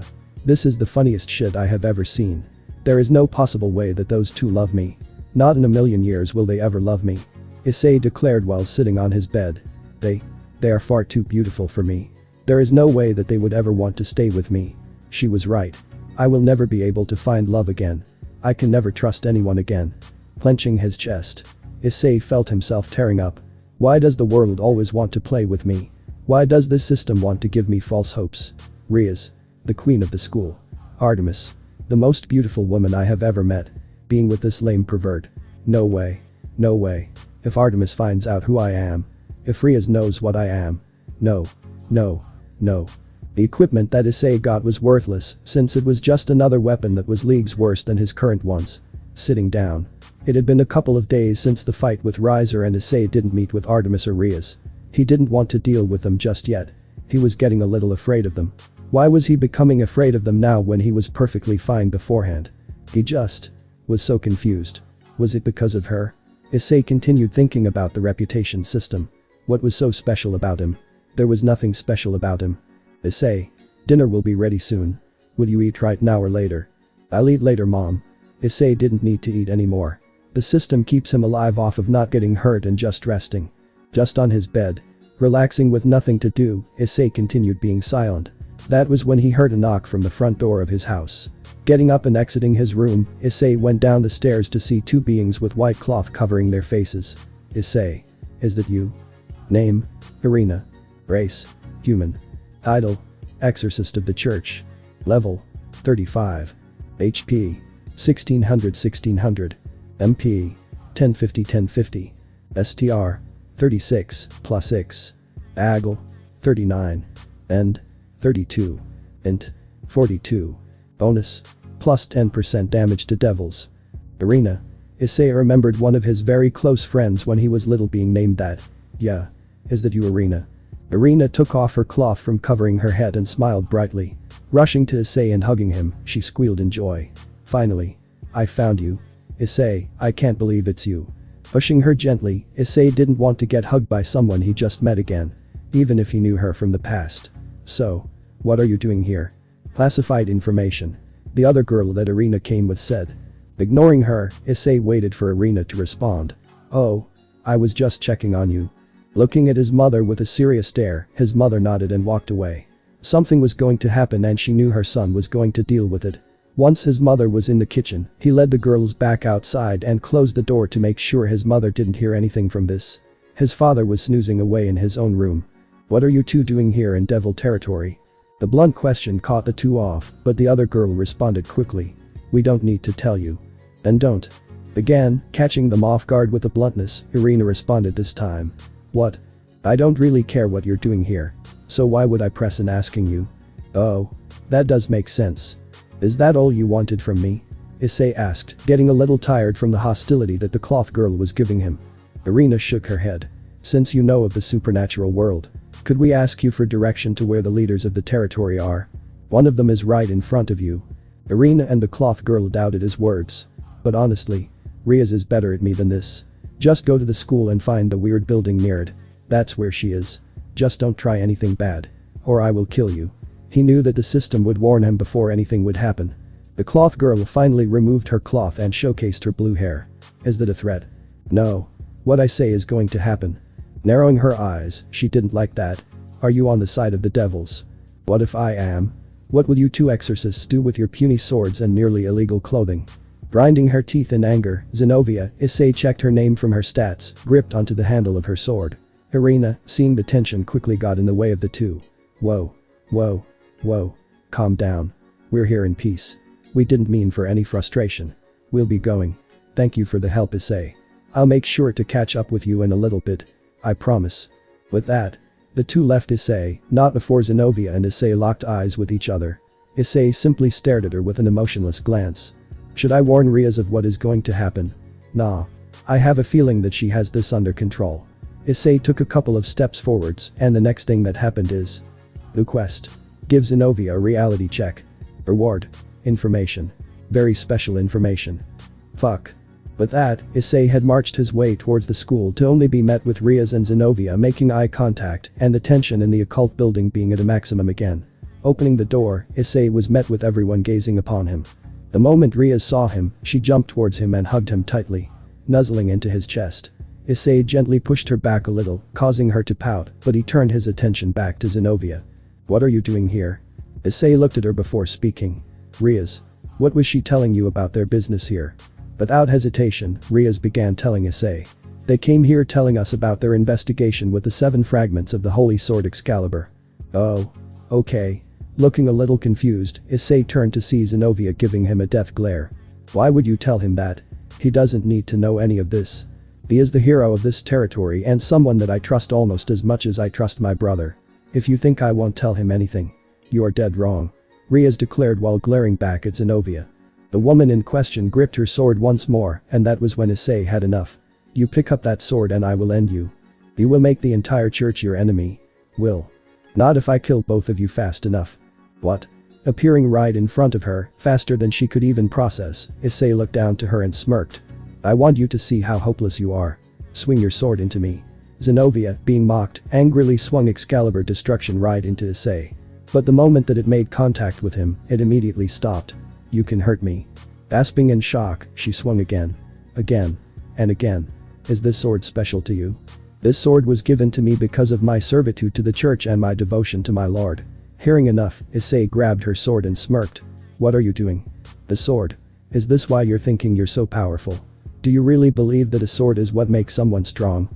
Your higher-ups are strong because they have other attributes. They have many qualities that excel them. But you. Dangling this sword around like it's the most powerful thing is just sad. Gripping the sword and, using his titanic strength, crushed the sword. Everyone gasped in shock and pure bewilderment. For a fragment of Excalibur to be broken so easily. Issei. Riaz wanted to ask why Issei did that. But she quickly silenced herself when she watched as Zenobia collapsed onto the ground. How? Why? Why would you crush the fragment of Excalibur like that? Kiba watched this with a little amusement in seeing his nightmare being shattered like it was nothing. That was a sword given to me. For being special. And you are special. In the wrong way. Issei turned around and walked away. I just want to know. What are you truly doing here? The church and devils being in the same area. From what I have read. It doesn't really work out most of the time. Is there something special happening? Irina quickly peeked in before anything could escalate because of Zenobia's hate for anyone working with the devils. Kakabiel. He is the prime suspect of collecting the fragments. We just want to retrieve them. Rumors are going around that he also had someone working for him. Someone leading his armies. It was a woman. She had black feathers. Not only that. But she was rumored to have black hair as well. She was a merciless killer. Widening his eyes and saying only one thing in a pained tone. Black feathers. No. It can't be. Riaz turned to see Issei with his eyes widened and his mouth opened. Hearing the way he said that, she didn't know what was happening. Why did that cause Issei to act like this? You said. A lady with black feathers. Was involved. There was only one thought and one person that could have been doing that. Irina nodded. Yes. The people of the church that did go on a hunt, the ones that survived did say that she was with him. Without saying anything, Issei began walking out of the building. Ignoring everyone around him, his soulless eyes stared straight ahead. That was all that he needed to hear. Riaz tried to stop Issei. But he continued, ignoring everything that she said to him. Akeno, Kiba, and Kaneko watched this. Even if Kiba was going through his trauma with the Excalibur. Seeing this side of Issei was shocking to them all. Irina was in the same situation. The sudden shift in confidence to pure silence was worrying them all. Rainer. Issei mentioned once more before he disappeared. He has his gold back. And no one will stop him from obtaining it. After 10 hours of grinding in the dungeon. Issei had enough silver coins. He had roughly 10 silver coins after grinding. Now he was confident with his supply of potions. Being brought back to his house. Issei was ready to fight against anyone. New major quest. Go into the forest and fight against someone. Reward. Ancient artifact, legendary, and level up x3. Seeing the quest and opening up his map and following the direction to where it went. Issei arrived to see a crimson armored woman in the sky with her draconic emerald colored wings spread out in the sky. Not only that, but the woman had her fallen angel feathered parallel to the draconic wings. The moment when Issei showed up, the figure decided to make themselves known. Taking off her helmet, Issei was shocked to see who it was. Landing on the ground in front of him, staring into his eyes with a devilish grin, Issei couldn't help but clench his teeth upon seeing her. Hello. I can't believe that you're still alive. I guess I'll have to make sure I finish the job this time. Name. Rainer. Race. Fallen Angel. Title. Red Dragon Empress. Level. 64, plus 5. HP. 4750-4750. MP. 2075-2075. STR. 84, plus 7. AGL. 78 plus 7. End. 88, plus 7. Int. 76, plus 7. Bonus. Plus 15% damage reduction. Plus 20% damage to devils. So. You got a new power. Issei venomously spoke while approaching Rainer. He knew that her speed was greater than his. But he absolutely demolished her in everything else besides magic. Another thing to note was that she had an additional 5 levels added to her level. Was it due to the armor that she had on? It must have been due to something. Oh. You noticed? She sarcastically replied before walking closer to him. I wasn't satisfied with just one sacred gear. I decided to get another one. It was convenient to find the host. I left Kuo, and the next town over had a host that had the boosted gear. I simply played him like a toy. Just like I did with you. Instead of saying anything, Issei passively waited for her to make the first move. He was going to make sure that he would tear her apart. Make her beg for mercy. Rainer decided to blast towards him. The problem with being 5 levels lower and Issei having 50% damage reduction is that he negated all her attempts in hurting him. She went for a right hook. Issei simply tanked the blow and grabbed her arm. Widening her eyes, she looked to see Issei rip her arm off. Screaming in pain, she backed away while having a face full of fear. However, her fear quickly vanished as a smile overtook her fright. Slowly, she began healing herself. Twilight healing. Such a useful power I stole. Do you only steal? Is there anything original from you? Rainer chuckled. Why need something original when survival is for the strong and not the weak? They were simply too weak and I took their powers for myself. I am the strong. Boost. Hearing that, Issei noticed as all her stats increased by 1. Interesting. Rocketing towards him, she slammed a hard right hook into Issei's jaw. Expecting to do damage, she was shocked to see Issei standing unfazed. Looking at her without any emotions, he went for a snatch, but she was quickly able to avoid it. Still attempting to hurt Issei, she went for a quick light spear. Shattering upon making contact with Issei, Rainer started raining all her magical powers onto Issei. Watching as Issei continued glaring at her without moving, without making a single sound, without getting hurt at all. He just stared. He stood there. Menacingly. Why can't I hurt him? Why can't I do anything to him? He was just a useless human not too long ago. She was beginning to feel true fear. Nothing that she was doing was hurting him. Dumping straight at her, Issei missed her and landed back on the ground. Looking up to see her trying to escape, Issei ran right behind her. Not allowing for her to run away. He ran as fast as he could. Empowering his feet with his magic, Issei began running even faster. New skill unlocked. Blitz. Effects. Plus 15% agility stat. Running even faster than before, Issei was beginning to trail right behind her. No. I can't die. Flying even faster, Issei noticed as she was getting desperate. You won't escape from me. Those words alone sent shivers down Rainer's spine. Turning around for a brief second, she watched as Issei's Black Knight sword soared straight through the sky and pierced her swings, cutting off one of them. Falling onto the ground, Rainer began skidding on the ground before coming to a stop. Turning around frantically, she was met with nothing.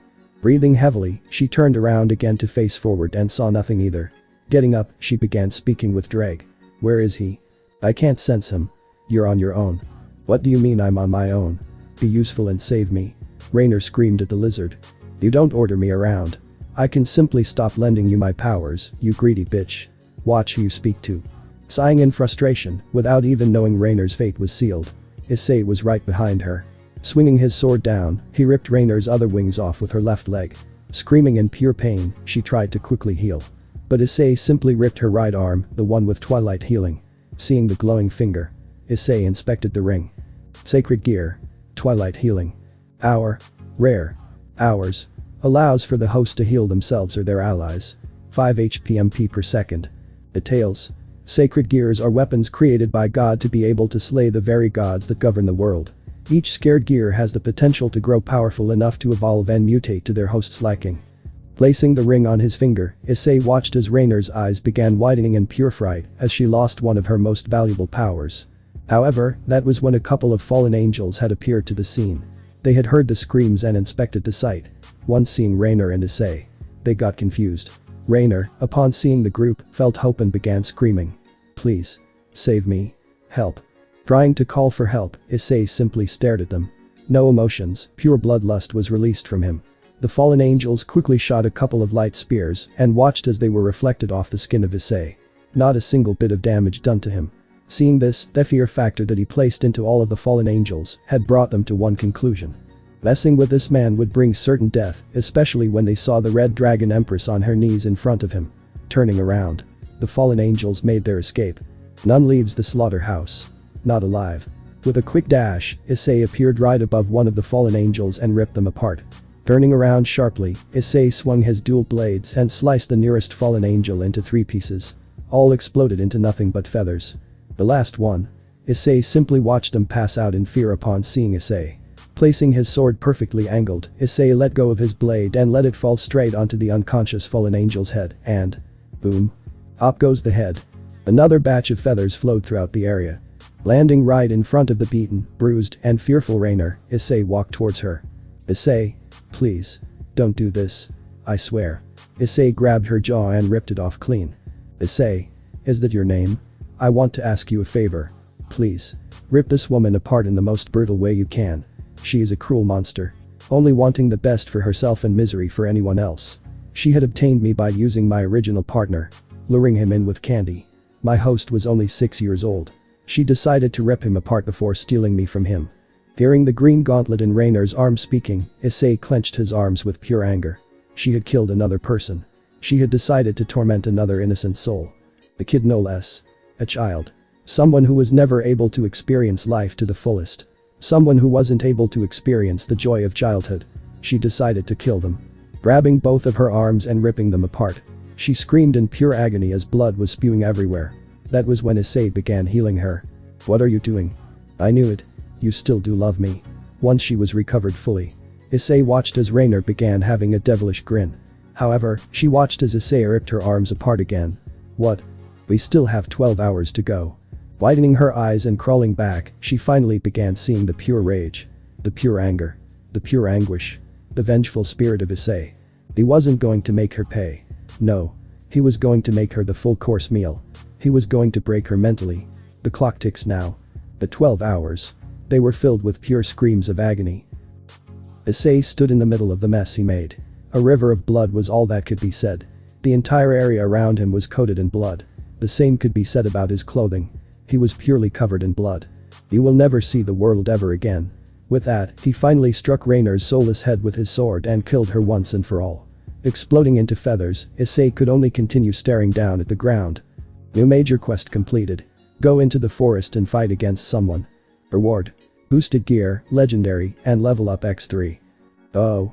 He got the boosted gear. That's nice to see. Sacred gear. Boosted gear. Hour. Legendary. Hours.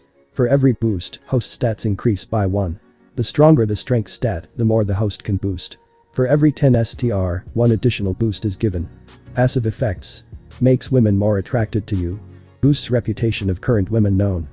I'm glad you're my partner. To think I would go from a monster of greed to a monster of rage. Partner. Hey. Partner. I'll talk to you later. Ignoring Drake, Issei continued staring into the ground. However, what he didn't expect was for Artemis to be behind him. Issei. What happened here? The worry was evident in her voice as she watched Issei continue staring at the feathers that were once Rainer. Issei. What happened? He still remained unmoving. Artemis walked in front of him and gasped in seeing his soulless eyes. I finally beat her. Issei. What happened? Getting closer, Artemis watched as Issei slowly turned his head to her and smiled. I beat her. I beat her. Issei. Walking up to him, something was telling her that she should hug him. Giving him a warm hug. She watched as he stiffened and tried to back up. No. Not again. I will not be used again. Trying to back away, Artemis kept her grip strong. Holding his head into her chest and watching as he continued panicking. No. No. No. No. Artemis knew that something was up. Have you found him? Standing in front of Sona, Riaz was worried sick for Issei.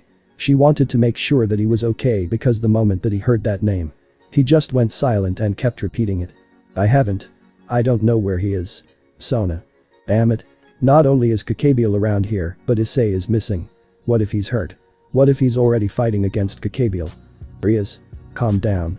Issei is powerful. And he is smart enough to know when to fight and when not to fight. I bet he's just blowing off steam. He'll be back. Has he ever let you down? No. But still. How about you organize your peerage and devise a plan for Kakabiel for when you do face him? Issei will show up and be impressed by you. Hearing the idea of impressing Issei, Riaz smiled and all her worries drained out of her mind and instead was filled with the constant thought of impressing her dear Issei. Artemis stood in front of Issei while he began slowly calming down. Issei. Speak to me. What happened? No. No. She hurt me. She did it first. Issei began backing away. Upon seeing Issei being so vulnerable and hurt, Artemis felt hurt. She gently walked to him. You'll do the same. You'll hurt me too. Tripping on a stick, Issei landed on the ground which allowed Artemis to gently hold him within her grasp once more. Gently whispering in his ear, she spoke. Issei. I would never hurt you. I can never hate you. You are way too important to me. Widening his eyes a little bit, he began calming down. Rainer. The girl that I killed. Her name is Rainer. Why did you kill her? Staying silent, Issei didn't want anyone to know this. Issei. My dear. Didn't I tell you about Orion? My deepest and most vulnerable secret. Why don't you tell me about this Rainer girl? Seeing as though Artemis wasn't going to back down and that she was telling the truth with that, Issei slowly began telling his darkest truth. Being in her grasp, he croaked out. She used me. She never loved me. Watching him slowly beginning to break down in her hold, Artemis couldn't help but be in pain seeing her beloved in so much pain. This was not the heroic and goofball that she knew. Artemis. I think you need to know who I was as a person. Before you met me. Nodding her head, Issei began telling her about who he was. The perverted leader of the school. All the terrible things he had done. Nodding her head to everything, Issei feared that she would think of him in a negative light. But she didn't let him go. So? You were a pervert. A massive pervert? Artemis asked. Nodding. Issei couldn't help but be prepared for the worst. This was one of his fears. Of Artemis slaying him for being the same like the others. However, he continued feeling her hold him. Do you expect me to change my view of you? You have already shown me who you truly are. You have already saved my youngest members. Listened to my pain. Spent time and made me enjoy life. You really think I would ever change my view for you? Artemis felt something off. The time she met Issei, the man didn't bat an eye to her body. He was simply staring right into her soul. Something must have happened for him to drastically change from the perverted man that he claimed to be. Feeling slightly more secured, Issei continued. Rainer met me. She was a beautiful schoolgirl in my eyes. She asked me out. The feeling of joy that I felt knowing that the chances of me having a girlfriend was unmatched. I was so happy. I immediately accepted and ran back home. I made sure to clean myself multiple times before the date. I wanted her to feel happy. Artemis slowly began feeling a little bit of dread knowing where the story was going. I spent all my savings for her. I bought her everything. I made sure to do as many things as I can to make her feel the joy of the date. I made sure to buy her souvenirs. I gave her my heart. Issei slowly began breaking his sentences from trying to keep himself together. I felt as if I was being loved. That the only thing that I ever wanted was finally coming true. I felt as if life was being complete for me. Gently grabbing Artemis, the woman continued holding him tightly and pointing towards his chest. He looked at her with swollen eyes. Artemis couldn't bear seeing Issei in so much emotional pain. She stabbed me through the chest.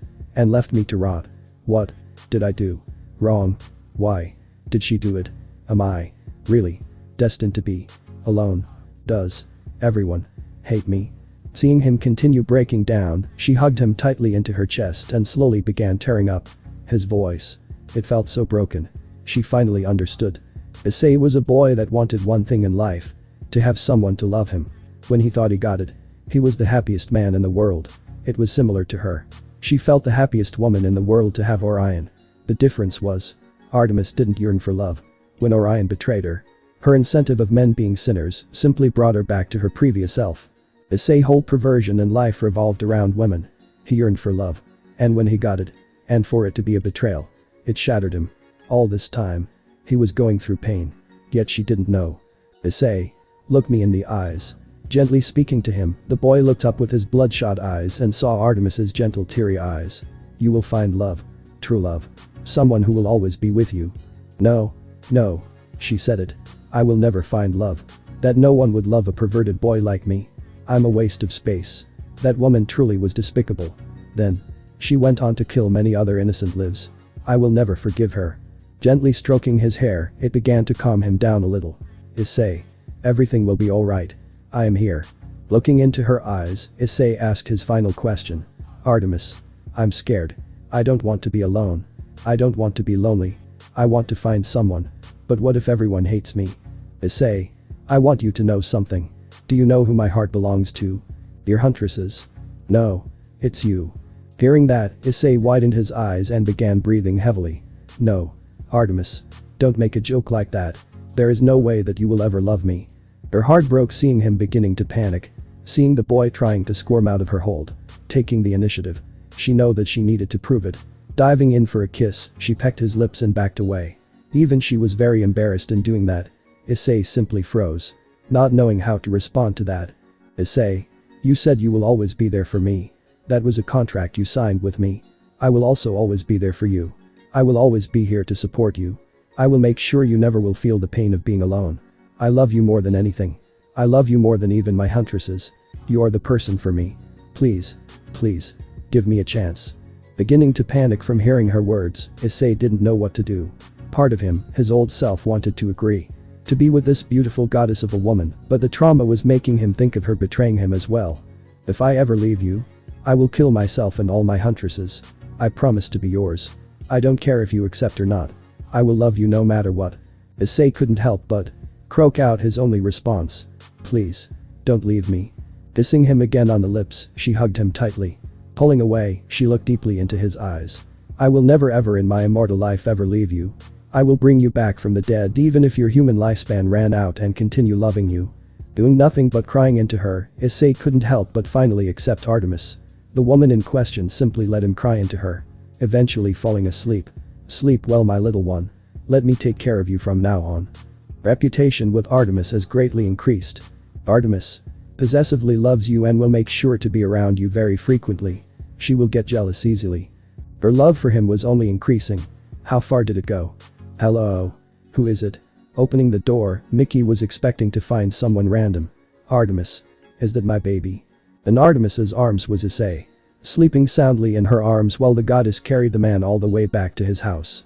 The moment that Issei heard his mother, he began shifting in his sleep a little. Artemis could only glare slightly at Mickey. The mother quickly kept her mouth shut while watching her son finally begin settling down again and snoring quietly. Artemis began speaking. Don't speak too loud. Issei is a little tired. Mickey nodded her head and moved out of the way. Seeing her son sleeping so soothingly in the arms of another woman. Was she truly the woman best for her little boy? You don't mind if I sleep inside of your son's room for the night?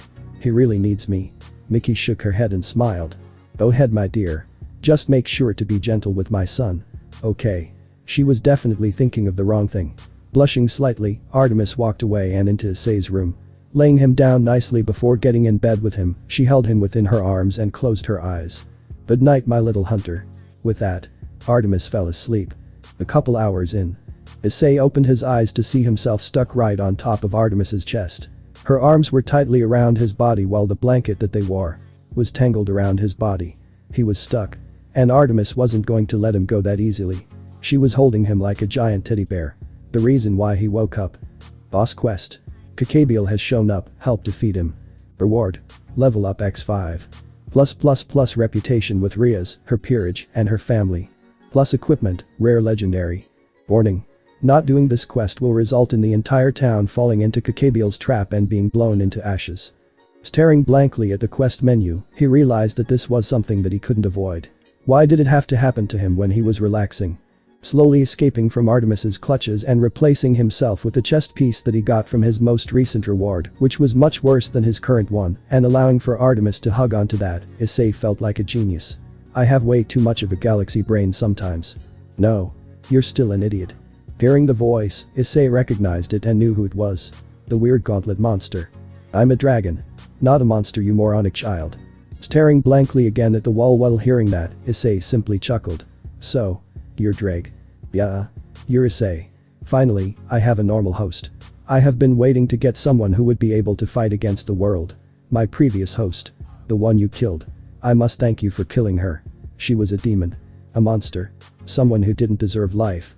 Being reminded of Raynor, Issei narrowed his eyes. I'll kill her again if I find her. Seeing how you killed her. I wouldn't doubt it. Speaking of which. How the hell did you hurt the goddess of the hunt? To fall for you? If I'm being honest with you, I'm just as surprised as you are, but I'm not complaining. Bragg snorted with amusement before speaking. Well, what are you going to do now rather than sleeping with Artemis? Let's say something huge is happening in the middle of Kuo. Like what? Instead of answering, Issei simply smirked and jumped out of the window. While he left, Artemis shot her eyes open and sighed. Issei. You could have been much better at replacing yourself from my hold with the armor plate. It felt hard and not cuddly. Betting up herself, Artemis eyed before watching where Issei ran off to through the window. I wonder where you went. Looks like I'll have to follow. But first, I need to make sure my huntresses are alright and that they know that I am safe. I have a feeling that Issei will be alright for now. Issei's first stop was Sona and her peerage, who were powering up a barrier that surrounded the entire area. Sona. Sona turned around and sighed in relief in seeing Issei. Issei. I can't believe it. You're finally here. Please. You have to help us. Kakabiel. He's going to destroy the town. Riaz and I can't do anything to someone of his caliber. Walking towards the barrier, Issei simply nodded his head. I want you guys to continue supporting this barrier. I'll deal with whatever threat is inside. Issei. Kakabiel isn't a joke. And we don't have any other options. I'm the only option left here. Well, besides Artemis, but Issei felt like he could deal with this issue. Not only that, but something was telling him that Artemis would be watching him. From the distance. Walking into the barrier and entering the battlefield, Issei looked around the area to see Riaz and her peerage, including Zenobia, fighting against a large, three-headed dog. Grabbing his two large blades, Issei rushed into the battle and sliced the Cerberus in half, effectively killing the dog. The sudden commotion caused for Kakabiel to look down at the person who appeared. Name: Kakabiel. Race: Fallen Angel. Title: Survivor of the Great War. Level: 80. HP: 11,100 11,100s. MP: 9,900 STR: 124, plus 25. AGL: 103. End: 123, plus 25. Int: 132. Bonus: plus 30% damage reduction. Plus 30% damage to devils. In terms of the stats that Issei used during his battles, Issei easily eclipsed Kakabiel in strength by a mile, and in terms of health points. However, Kakabiel was 3 levels greater than Issei currently. He would be able to deal 30% more damage to him and receive 30% less damage from him. Combine that with his already pretty decent damage reduction. Issei wasn't going to deal as much damage to him as he wanted. Boost. Currently, Issei didn't have the proficiency to activate the red armored form that Raynor had. That would have easily brought Issei to be far above Kakabiel in power. Being 2 levels above would make him cut Kakabiel's damage reduction by 20% and allow him to do 20% more damage. Kakabiel continued staring at Issei with a wicked smirk plastered on his face. Issei. Thank goodness you're okay. Riaz seemed super happy to see him. Smiling and running to him, Riaz felt much safer when Issei was around. She knew that everything was going to be fine. Staring up at the cadre, Issei was somewhere else in his head. What do you think you will do, partner? I have no idea. His speed will be an issue. What do you suggest? Honestly, your only way of defeating him with your current capabilities from what I have seen from your fights. You will just have to go blow for blow with him. From the way that Drake was speaking. Did he know of the system? Did he know that Issei could see stats? Not only that, I suggest putting your all into attacks to intimidate him as well. The more you can cause him to fear, the more likely you can subdue him with pure strength alone. Knowing that everything comes down to the same fighting style, Issei summoned his 2 ultra great swords and watched Kakabiel beginning to land on the ground. Seeing Riaz right next to him, Issei spoke. Riaz. Grab your peerage and leave. I'll deal with him alone. What? But. Riaz. If you trust me as much as you say you do, you would understand that I'm doing this for you. Backing away from Issei's sudden shift in tone, Riaz nodded before turning to her peerage members. Kiba, with his balance breaker in hand, nodded to Riaz while grabbing a keno from her unconscious state. It seemed that she was brutally beaten because she was already nearing death. Kaneko was somewhat hurt. But she nodded and backed away. Zenobia, seeing the tension in the area and knowing how powerful Issei was, decided to back up a little. This wasn't her fight anymore. So, human. I know of your feat against Riser. But don't be mistaken. I am leagues above that child. Forming 2 light spear the size of his own body, Kakabiel was smirking mischievously. I can't wait to kill you with my bare hands. Issei simply got ready to fight against Kakabiel. Summoning a huge army of fallen angels, Issei watched as they all came rushing at him. Bringing his great swords into the sky, he simply slammed them down with so much force that the aftershock from the attack annihilated half of the army of thousands of fallen angels. Kakabiel widened his eyes upon seeing the feat. He wasn't expecting that sheer level of strength. Walking through the crumbled schoolyard, Issei continued carrying his 2 oversized swords to his side. Seeing the rest of the fallen angels, he noticed that none of them were even close to his level of power. Kakabiel came rushing in at him with his massive speed. Swinging his light spear, Issei wasn't able to react. Being slashed by the light spear, Issei could only grunt. It phased him slightly, but Issei grabbed onto the end of Kakabiel's leg while he tried flying away. Where do you think you're going? Kakabiel didn't say anything, he simply threw another light spear which shattered upon touching Issei, but it left a small little scratch.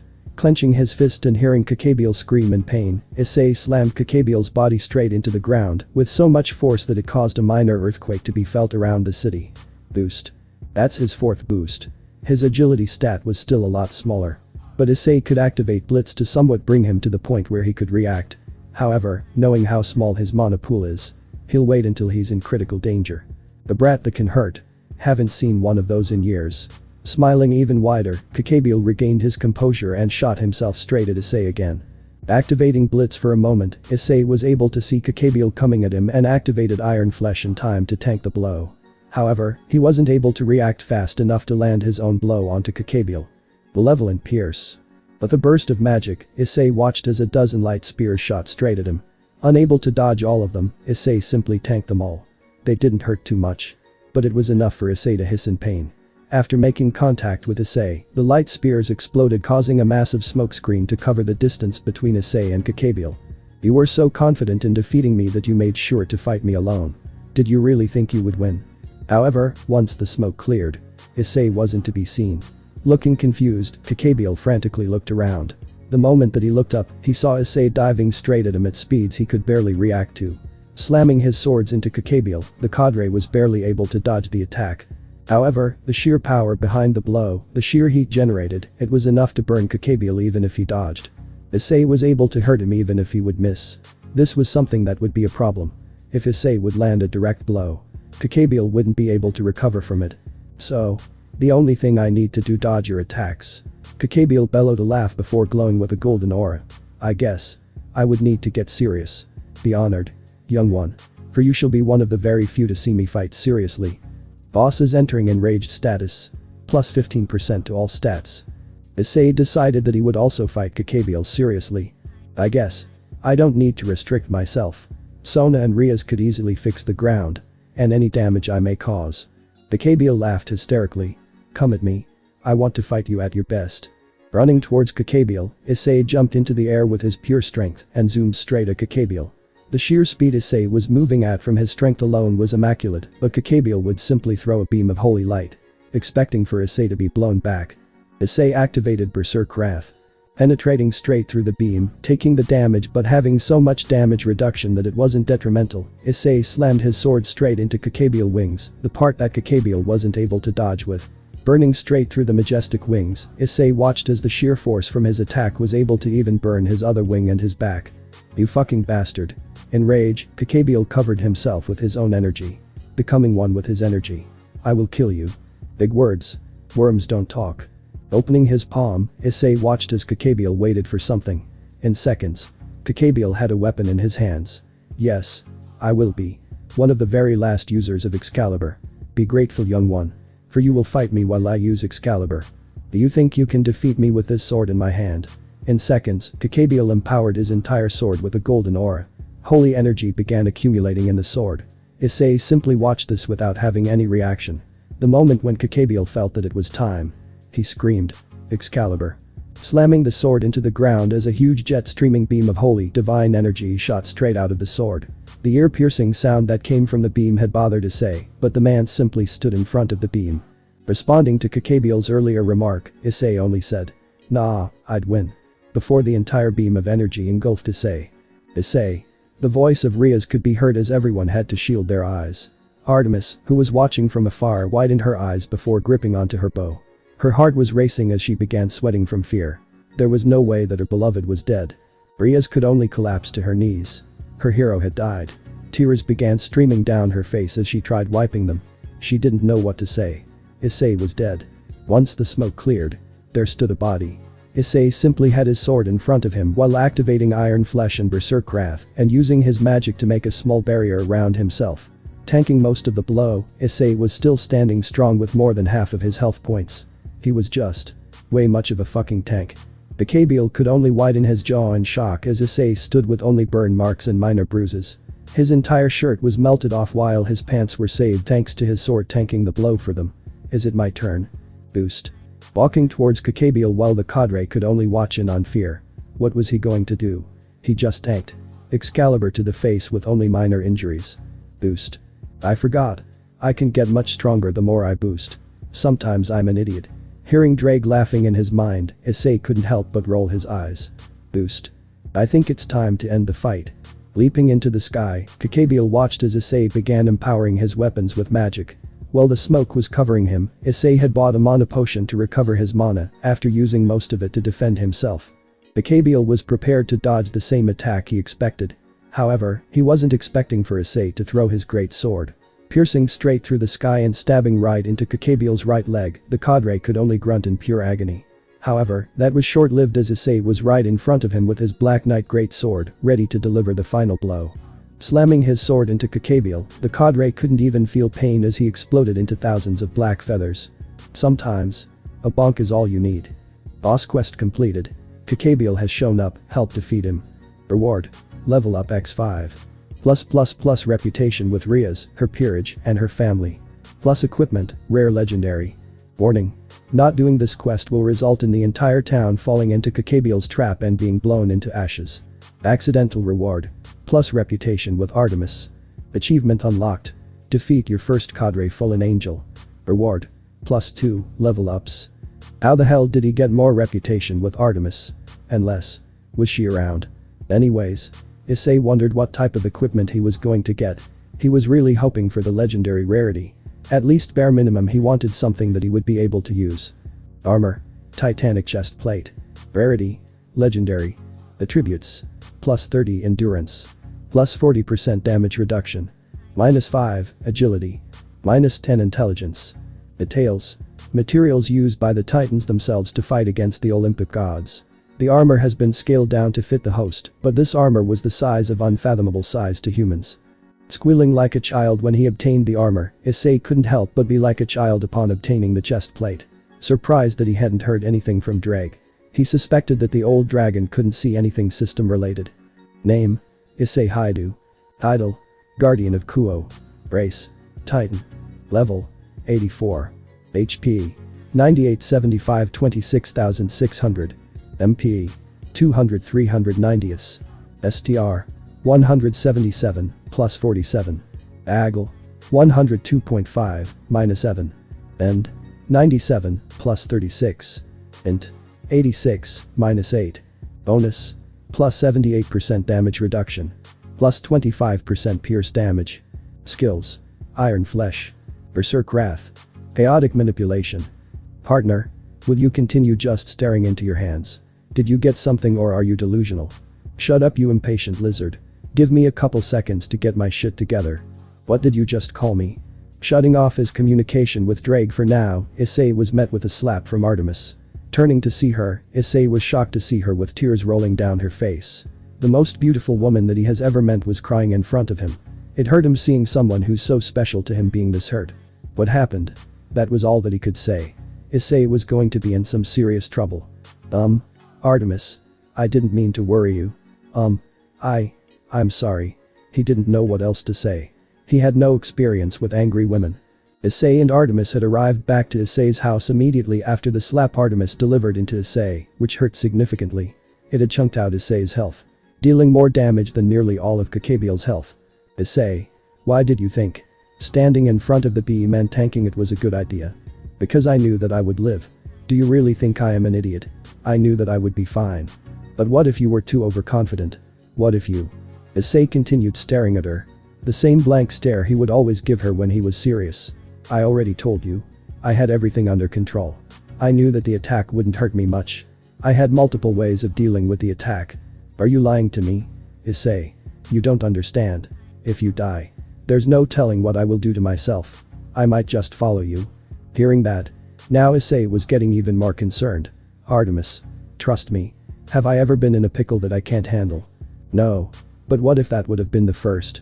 Issei, you don't seem to understand. It's not about tanking the blow. What if that attack was filled with some poison? What if that attack was filled with some other powerful curse? It's not always about the damage you take, but it's about the lethal magic within the attacks. Artemis. Just trust me. I'm not that much of an idiot. Artemis sighed. Reluctantly, she agreed and gently placed her hand on the spot that she slapped. Just don't do that again.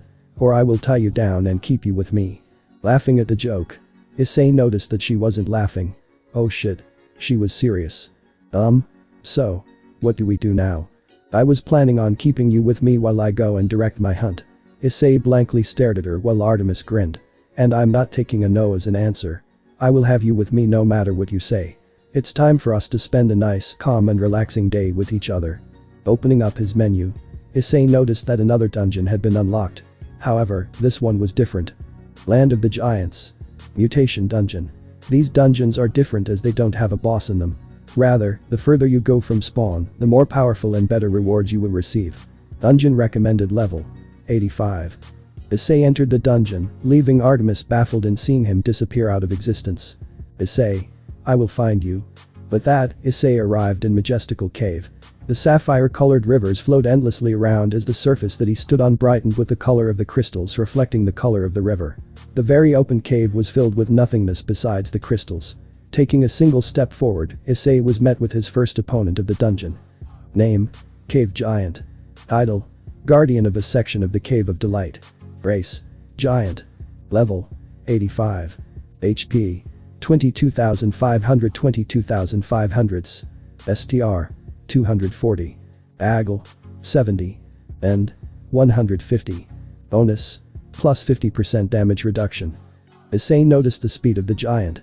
This was going to be a very easy fight, especially when he could maneuver his way to defeat this giant. You may not pass. For the king shall end you with ease. The giant spoke while slowly moving towards him. Issei knew that it was time. He had his potions ready as he knew that this was only the start of his torment. While Issei was in the dungeon having the time of his life, Riaz was seen with her brother in front of the school. Her peerage was right behind her, and Sona and her peerage were also in the area. So, Issei was able to defeat Kakabiel. Surziches questioned while turning to see everyone else in the area. Yes. Issei was pretty effortlessly able to defeat Kakabiel from the looks of the fight. Kiba added in while Akeno, who was next to him, nodded. Yeah. Even when I was defeated, I was still able to see Issei fight. To say that he was something else would be an understatement. She licked her lips while blushing. He was just so hot. His muscles, his face, the way that. Okay. Moving on. Riaz interrupted Akeno while blushing herself. What do you think of this, brother? I am really doubting the fact that you two will ever be able to be viewed as leaders of this town when Issei is just handling everything by himself. Surziches joked, causing for Sona and Riaz to frown a little. We seriously need to make a party for him. How many times has he saved our asses? What kind of party should we hold for him? Riaz began thinking. Maybe we should have a large sword sticking out of the cake and make sure that it's his favorite flavor. Does Grafia know of what type of flavor of cake Issei likes? That seems like a great idea for the cake. Not only that, we should also make the cake have some words of gratitude to him. Sona added, in which Riaz agreed. Surziches nodded to those ideas. I do think Grafia knows what type of cake Issei likes. I'm pretty sure it was cheesecake. However, I think we'll make it a little different to surprise him. Riaz squealed at the idea of surprising her hero. She couldn't wait until she sees Issei's facial expression. Sona chuckled when seeing the joyful and childish expression on Issei's face. That Issei. From being the largest pervert in the school to being the man to bring joy to Riaz, like no one is able to. Surziches bid his farewells before teleporting away to deal with some business, leaving a childish Riaz jumping up and down in joy. Not only was she able to survive today, she was able to watch Issei fight, him care for her, and the potential for her to surprise him. Why wouldn't she be excited for this? Haneko could only laugh at seeing this. A genuine laugh escaped her mouth, catching the attention of Akeno and Kiba.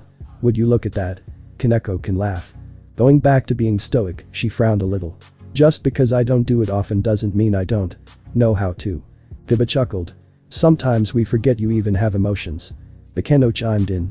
You can't really blame us when all you do is eat, sleep, and stare at random things. Hey. I don't only do that. I cloud watch, throw things at random perverts, and do schoolwork. Would Riaz be considered a pervert? What? No way. The president. I mean, have you seen her when Issei is mentioned? Akeno said. She goes bonkers for that boy. I mean, I don't blame her. Just looking at his muscles. Oh. Getting slightly weirded out, Kiba interjected the conversation. Would you consider Akeno a pervert? Just look at her. Haneko, being embarrassed, threw dirt at Akeno and Kiba for trying to mess with her. Continuously chucking dirt at the two, Akeno and Kiba tried running away to no avail as the dirt balls continued. Riaz continued curling up in a ball while she knew that her life was going to her much harder from the teasing she was going to her. Sona could only watch in with amusement. Sometimes, you just got to be smarter. she said while turning around to rebuild the school. What the fuck is that? Issei had a stick in hand and poked the slug in the ground. It was black and was moving. He didn't even know why it was slowly rushing towards him when it knew it didn't have a chance to beat him. The slug only crawled on the ground. Issei slammed his hand onto it and ended its existence. How many times did he level up? 6 or 7 times. He kind of lost count after he continued exploring the area. What did he find out about the area? That he hated the place greatly. The only thing he had been fighting was giants. A whole bunch of giants.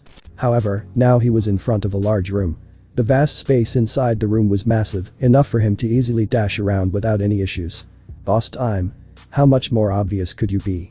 Issei wasn't that much of an idiot to know this was a boss's area. Hidden boss warning. Secret boss of the area. Name: King. Race: Titan.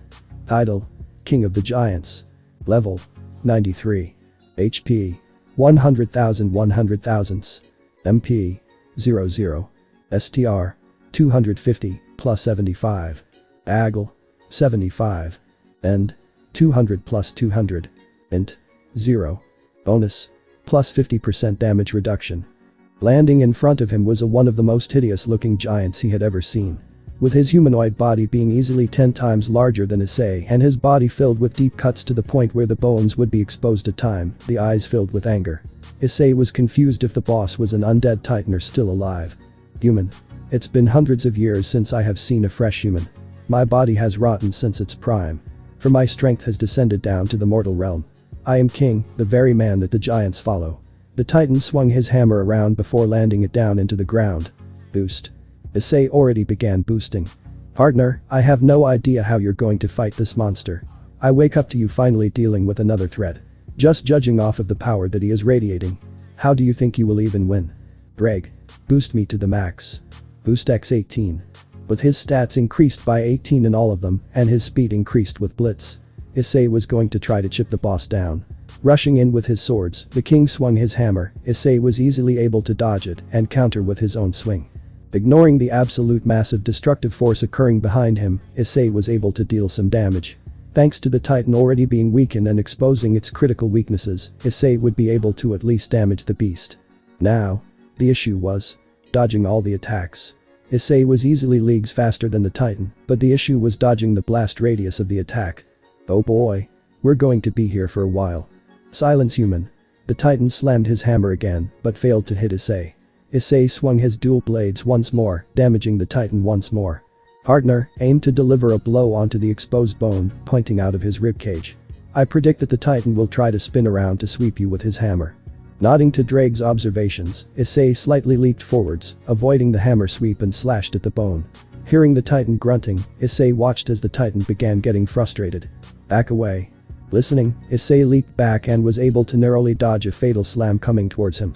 I got your back, partner. We're in this together. First thing you said I can agree on. Issei chuckled. Drake couldn't help but chuckle a little as well. Let's cook this titan alive. Smirking, Issei rushed in once more. Artemis was sitting down on Issei's bed. She was now worried for him. He hadn't shown up in a while. Usually, from what his mother and father had said, he would leave and come back during the morning. Looking around to find something fun to occupy herself with, Artemis decided that she would clean up Issei's room first. It looked like an absolute mess. I should first clean up the clothing. How does he wear these? These uniforms don't seem comfortable at all. Artemis. I found Issei's baby pictures. Do you want to see them? Mickey busted through the door and startled Artemis. Hearing the thought of seeing little Issei, Artemis smiled deviously and nodded. She would definitely tease Issei for this. Oh my. Why don't you show me little Issei? I would love to see where that dolt started as. Artemis followed Mickey and noticed that Mickey was in a much happier mood. You seem to be in a rather good mood. Mickey laughed and started to smile warmly. Artemis. You don't understand how much you helped me. Issei was in a very dark place. A very, very dark place. I noticed that when he would interact with you, he would frequently show more joyful emotions. I'm happy to help you. Issei is someone special to me. I will always be there for him. And we both know why he was in such a terrible emotional state. Mickey nodded somberly. Just make sure that my boy doesn't get hurt. He's just a child in the head. He's super sensitive. Artemis hugged Mickey. Of course. He helped me greatly. I will always take care of that little boy. Thank you. Thank you so much. Mickey wrapped her arms around Artemis and they stayed like that for a little bit before Mickey quickly showed Artemis the family album. Baby time. Yes. Artemis cheered and they both quickly began peeking through Issei when he was a baby. And this was when he first got his toy. He was the most adorable little baby ever. Artemis squealed at the picture. Little Issei is just so adorable. And this is when he first started crying. Even more adorable. I wish I could just pinch his cheeks. And they continued. Issei was seen dashing around the places. Landing on the walls of the area in which he fought the Titan and leaping straight off them and slashing at the Titan. It had been hours since he began the fight, his health remained high, with only taking one blow which became fatal. Using his silver coins, he was able to heal himself back up, but he wanted to make sure he would be able to dodge any future blows. With the Titan's health being brought down to critical amounts. Issei noticed that the Titan was at the brink of exploding in rage. If I can't hit you directly, then take this. Slamming his hammer with all his strength into the ground, shattering the very surface that they stood on, Issei noticed the entire cave beginning to collapse on them. An explosion the size of a small nuclear bomb went off as everything within the area was covered in the ashes of the cave that once was the place that the two fought in. Standing proud, the Titan watched as Issei was on his knees. The sheer pressure and power behind the blow was so immense that the shockwaves from the blow was able to deal critical damage to Issei. Coughing out blood as Issei watched the Titan beginning to prepare himself to slam another blow. This would end him. The sheer strength difference was too vast, and Issei knew that the Titan would kill him with the next blow. Closing his eyes, Issei was ready to accept his fate. Are you serious with me? You're really going to let yourself die? What was this about? What was the point in killing Rainer when you're just going to let yourself die again? You wanted revenge for her killing you because you wanted to live. Yet here you are accepting death once more. How many times will you let yourself be hopeless? Greg screamed at him while projecting a small barrier around Issei. What else is there for me to do? There's no maneuver for me. Do you know how many people have been in the same predicament? Do you know how many situations people have been in where the odds were all against them and yet they still came out alive? There is always a way out. There is always a solution. You must find it. Greg, through the boosted gear, began using his own magic to slowly begin forming a stronger and stronger barrier to somewhat resist the shockwave to come. Issei was left thinking about what Drake had said. Rainer had already took his life. Yet, here he was just a little bit later about to die. Partner, think about it this way. You living is the perfect revenge against Rainer. No matter where she is seeing you from, she will forever be in pain knowing you are alive. Widening his eyes, Issei was shocked upon hearing those words. Because they were right. Rainer wanted to kill him because of his sacred gear, yet here he was about to die. If he continued living on, it would go against the whole purpose of Rainer's assassination attempt and the fact that he would outlive Rainer even longer. And if he died, he wouldn't be able to see Artemis. The same woman that had saved him from Rainer's mental clutches. He wouldn't let her be alone. No way. Sensing the spirit of his partner rising, Drake shot all the barrier's power straight into his host as Issei got up and clenched his fists before screaming in rage. I will not let you destroy my life. But the burst of energy, Issei felt as if something changed in him. Welsh Dragon. Balance Breaker. Welsh Dragon Balance Breaker. This allows for the host to gain an additional 5 levels added to their total levels. Not only that, boost capacity increases by 5 as well. Boost x5. With even more power, when the Titan slammed his hammer down onto the ground, Issei had already shot straight into the sky to escape the shockwave. Successfully being able to escape it, Issei watched as the Titan slowly turned his head to him. Condensing all his magic into his body, Issei shot straight down at the Titan. The Titan himself swung his hammer in hopes of using the massive shockwaves to shoot Issei out of the sky, but Issei had zigzagged successfully as he completely evaded the shockwaves. Crashing right into the Titan's exposed bone on his ribcage. Issei simply said one word. Transfer. But that word, he transferred all his energy into the bone and shattered it from the sheer pressure. Screaming in pain, the Titan wasn't able to react in time for Issei to stab the open hole in the Titan's ribcage. Sending in all his magic into his hands, Issei blasted the Titan from the inside out. Dropping onto the ground, Issei watched as the Titan only began gurgling on his own screams as his life began passing. 3-hour-long battle. Only being hit twice, but nearly being dead twice was crazy to Issei. Fuck. Why do I always fight against strength builds better than mine? Secret boss defeated. Rewards. Level up x5. However, Issei noticed that the hammer that the Titan carried was still on the ground. Walking towards it, Issei inspected it. Weapon name. Giant Crusher. Rarity. Legendary. Attributes. Plus 80 strength. Plus 20% pierce damage. Minus 10 agility. Requirement: 200, strength. Details: this weapon was used by the king of the giants to slay any giants that had any issue with him. The weapon itself was crafted by the very souls of the giants that had been killed. Disadvantage: due to the sheer size of the weapon, the wielder will only be able to two-hand the weapon, which will prevent dual-wielding the weapon. Issei was shocked with the sheer stats of the weapon, but seeing the fact that he could only two-hand the weapon to use it, he kind of felt a little disappointed. But he was still excited with having a colossal weapon easily larger than his entire body in his possession. He would easily equip the weapon over his two other weapons. Talk about a fucking weapon. Dear God. How much does this thing weigh? Almost as much as your ego. I will have my revenge. Name: Issei Haidu. Title: Guardian of Kuo. Race: Titan. Level: 95. HP: 6728,800. MP: 12445. STR: 200.5 plus 82. AGL: 112 minus 10. End: 108 plus 36. Int: 97 minus 8. Bonus: plus 78% damage reduction. Plus 20% pierce damage. Skills: Iron Flesh. Berserk Wrath. Chaotic Manipulation. His strength stat was now coming closer and closer to the 300 mark. If anyone was around his level, he would dismantle them with his strength with ease. Well, now I am back. Landing in his bed, Issei decided to take a shower first, and after taking one and laying down on the bed, Issei began thinking to himself, what am I going to do now?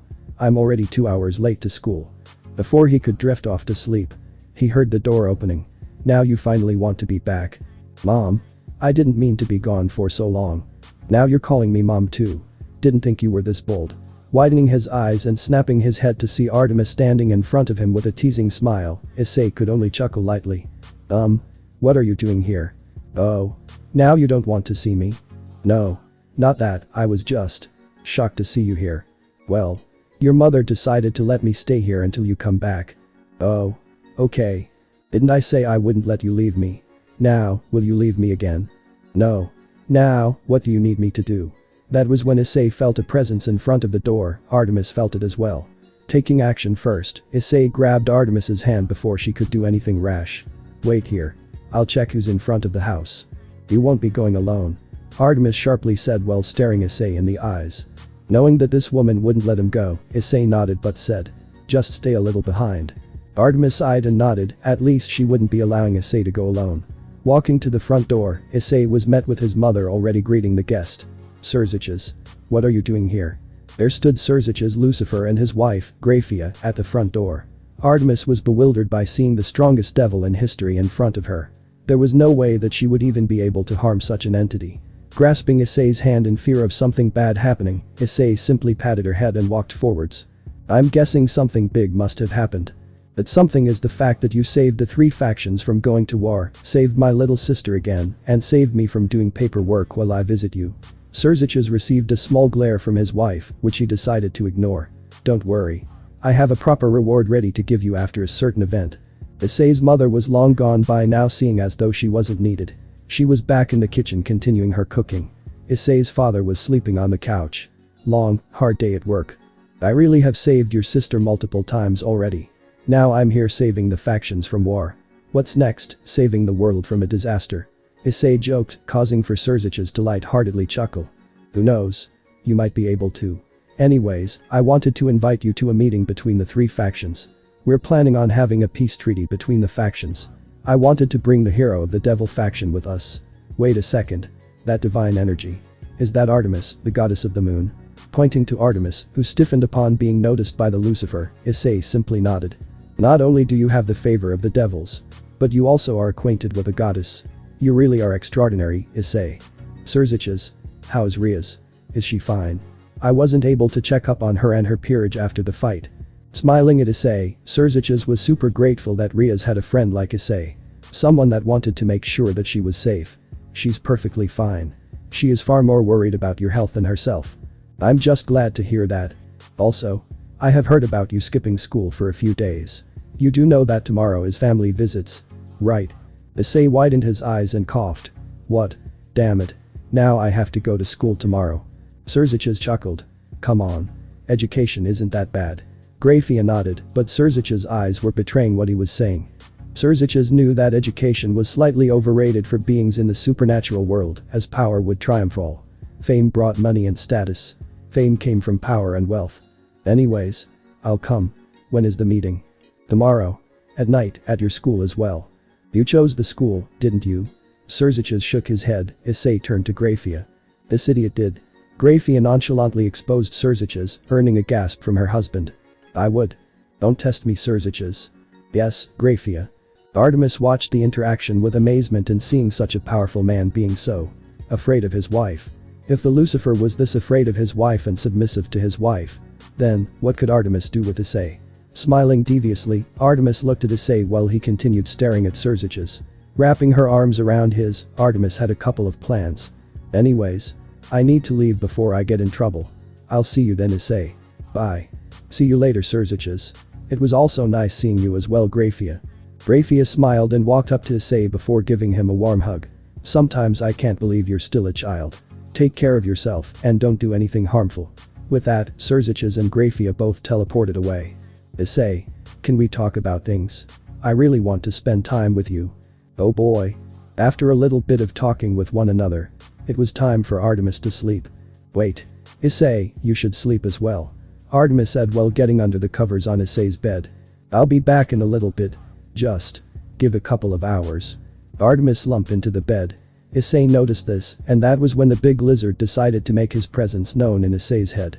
I really suggest staying with her. She really has been waiting for you. Taking in his partner's words, Issei decided that he could grind tomorrow. Walking to Artemis, the goddess looked up and hoped to see Issei getting in the covers with her. Fine. Let's sleep together. Squealing, Artemis immediately brought Issei into a bone-crushing hug before closing her eyes. Even with his immense strength, he was nowhere near Artemis in power. With that, the two drifted off to sleep. Issei. Riaz ran to Issei. They were standing in the middle of the meeting room in which the faction peace treaty was going to take place. Hugging the brunette, Issei could only slightly groan. Hey Riaz. How's it going? Smiling brightly, Riaz replied. Great, because you're here now. Surzich's was in the back giggling. Artemis wasn't here because Issei was able to convince her that she wasn't needed to come, and the fact that it would cause some unnecessary interactions between the Greek and the factions. That was when he heard another man laugh, turning to see a man with black feathers, 12 of them, and black hair that had yellow tips. Issei narrowed his eyes at him. So this is the man that you hold so highly, Surzich's. Azazel. Trust me, he's far stronger than he looks. Surzich's backed Issei up. I don't doubt that. It's just baffling that someone randomly, who was never known to the supernatural world, just stopped Kabiel and is bringing the three factions together to have peace. The quest. Survive the meeting. Rewards. Plus reputation with everyone in the room who you don't know. Plus level up x8. Plus new title. Plus reward from Surzich's. Plus 12 Titanite shards. Alright, all Issei needed to do would be to survive this meeting. Michael, the blonde-haired man, stood at the opposing side of Azazel and Surzich's with a smile on his face, responded to the bickering of the other leaders. Should we begin the meeting? Of course. Azazel sat down on his side of the table that they were circling. Seraphol quickly shot straight up, her being on Surzich's right, and pointed her finger straight at Azazel. Your people started this. They nearly killed my dear little Sona. Just because one of my people went out of my control and decided to go stray doesn't mean it's my fault. Azazel quickly defended himself. The Kabiel is your responsibility. And stray devils. Whose responsibilities are they? Azazel quickly interjected Seraphol. What? Tell me. What about the Holy Sword Project? Michael and Gabriel, the beautiful blonde-haired angel sitting next to Michael, both frowned a little from that remark. You want to blame me for my people? Then what about the many lives your people traumatized and killed? We all can't control everyone. We're not their parents. After saying that, Azazel sighed and sat down. Surzich's noticed the silent Seraphol, who also followed Azazel and sat down, and he quickly spoke. I understand. Issei quickly interjected all of the leaders. Aren't we here for peace? The leaders looked at Issei and noticed his bored expression. Issei was getting very bored. You all came here for peace. Yet you all are beginning to argue again. Just pledge you want peace or not. Surzich's smiled slightly hearing Issei. He's right. We shouldn't blame each other for the mistakes others have made. All we can do now is to move forward and fix those mistakes. One way we can atone for these mistakes is to make peace. I, Surzich's Lucifer, agree to make peace with the two other factions. Before the other two factions could get a say in the matter, nearly everyone in the room froze. Ria's peerage, including Zenobia and excluding Ria's, froze, and Sona's peerage was the same. Everyone else was fine. Even Issei, as he was powerful enough to bypass the weak time freezing attempt. What the hell happened? Serafol exclaimed. Rias? Did Gasper do this? Serziches asked his sister, in which she widened her eyes and realized her mistake. Brother. I left Gasper in the occult building. I didn't think. I need to save him now. Damn it. So. We're being under attack. Issei noticed hundreds of mages all beginning to be summoned in the area. The occult building. Wasn't that the building where Rias usually stays around? New quest. Save the boy. Reward. +++ reputation with Rias and her peerage. Blasting straight through the wall in front of him and exciting the building, Issei darted straight towards the occult building. Many of the mages were shooting at him, he simply tanked them. None of them were at his level, not a single one was near his power. But the simple slam of his hammer, which he summoned while he noticed a few hundred mages in front of him, he killed nearly all of them from the sheer pressure of his attack. Appearing right in the building where Gasper was being hostage, the little boy noticed Issei and began to panic. Please. Stay away from me. He was being held hostage by 3 mages. Stay back or the boy gets it. We will kill him right here and now. Issei already threw his hammer straight at the mage's head, decapitating the woman and leaving her right on the ground to create a pile of blood. The other 2 mages screamed in fear of the sudden death. However, Issei already grabbed the 2 with his bare hands and crushed their heads with no hesitation. Speed run. Gasper looked up at Issei with absolute fear. Everything in his body was telling him to run away. Everything was telling him that this man was a threat. But something was telling him that if he ran, this man would catch him in seconds. Issei looked at Gasper and the boy passed out from fear. Mission. Successful. I think. Completed quest. Save the boy. Reward. +++ reputation with Rias and her peerage. Easy reputation points. Now, time to bring him back. Grabbing the boy and lifting him up, Issei rushed straight back to the main meeting room. Seeing the others fighting against the mages, Issei placed Gasper down onto the ground and watched as everyone was finally unfrozen. Rias was the first to run towards Issei, hugging him and sobbing into his shirt while thanking him. Issei simply ignored her sobs and turned to see Azazel finishing off his opponent. Issei didn't know who the opponent was because Azazel already killed them by the time he turned to see them. An all-out attack. Issei felt someone rushing towards him, he simply moved his arm up and blocked the oncoming kick. Damn. You're good. Turning to see who it was, Issei noticed a silver-haired man smirking down at him. No. You're just bad. Name. Volley Lucifer, Balance Breaker. Title. The White Dragon Emperor. Race. Devil-Human Hybrid. Level. 80, +5. HP. 7500. MP. 9225. STR. 125, +30. AGL. 105, +25. End. 100. Int. 123. Bonus. +30% damage reduction. Issei right. When I heard of a hero of the devil faction, I was confused. I didn't expect for the devils to have a hero. However, when I pinpointed who the person was by watching you defeat Riser with ease, there was many things I was able to find out about you. Issei raised his eyebrow upon hearing that. For someone to investigate into him. To my surprise, it wasn't hard to find out that you're the infamous pervert in your school. The largest pushover. That just didn't seem right. I went around asking others in your school about you. They continued saying the same until I asked one of your classmates in many of your classes. Narrowing his eyes, Issei didn't like where this was going. You changed. They said. So, I began investigating around the place until I found a certain fallen angel near the proximity. She was quite a sight to behold. Ollie smiled mischievously. Rainer. Your first date. Your first lover that killed you. No wonder you changed. You were traumatized by her. Everyone who knew Issei widened their eyes. Rias finally began piecing things together with the way that Issei acted with others, especially women, recently, and how different it was with the rumors that went around about him. Issei was traumatized by Rainer and the way that he blew up upon hearing the woman's name. Rias could only look at Issei in sadness as he stood surprised while looking at Volley, who was still in midair, while pushing his kick into Issei's arm. Did I catch you off guard? Volley smirked, but he didn't expect Issei to immediately grab his leg and slam Volley straight into the floor of the school, the one that they stood in, causing for the entire room to collapse into the ground. The sheer power behind Issei's slam was enough to throw Volley straight into a critical condition. Once the smoke settled, Issei was seen standing in front of a broken, bruised, and bloody Volley. It took only one slam for Issei to nearly kill Volley. You speak for someone very puny. Volley, what is the meaning of this? Azazel questioned Volley, who in response, simply began laughing while getting up. What is the purpose of this? Volley began spitting out some blood while cracking his neck before re-entering his balance breaker form. I was getting bored, Azazel. I was itching to fight against someone strong. A certain someone was able to speak to me into joining their side. Now, I am on my own side. Volley turned his head to Issei and began backing away. I wasn't expecting for you to be this powerful. I have no other choice but to enter this form of mine. Partner. Volley will be entering the Juggernaut Drive. Drake mentally spoke to Issei immediately upon realizing what the host of the White Dragon was going to do. Issei acknowledged the comment but continued waiting for Volley to enter this form. I don't know how long it will take. But I need a couple of seconds to say the chant. Volley mumbled to himself. I'll wait. If this will bring you to your most powerful, then I'll wait. Issei shouted to Volley. Issei. Do not underestimate the power of the Juggernaut Drive. Azazel screamed at Issei, but the boy simply ignored it. I, who am about to awaken. They are going to be blasted away. They certainly are going to be blasted away.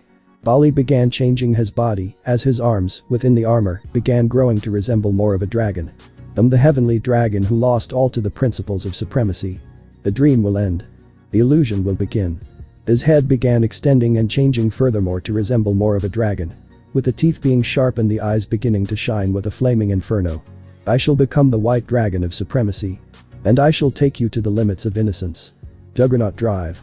Standing at triple the height, Volley finished his metamorphosis as he finally stood on all two with his draconic body. I hope you don't regret your choice. Issei stood still with no emotions shown.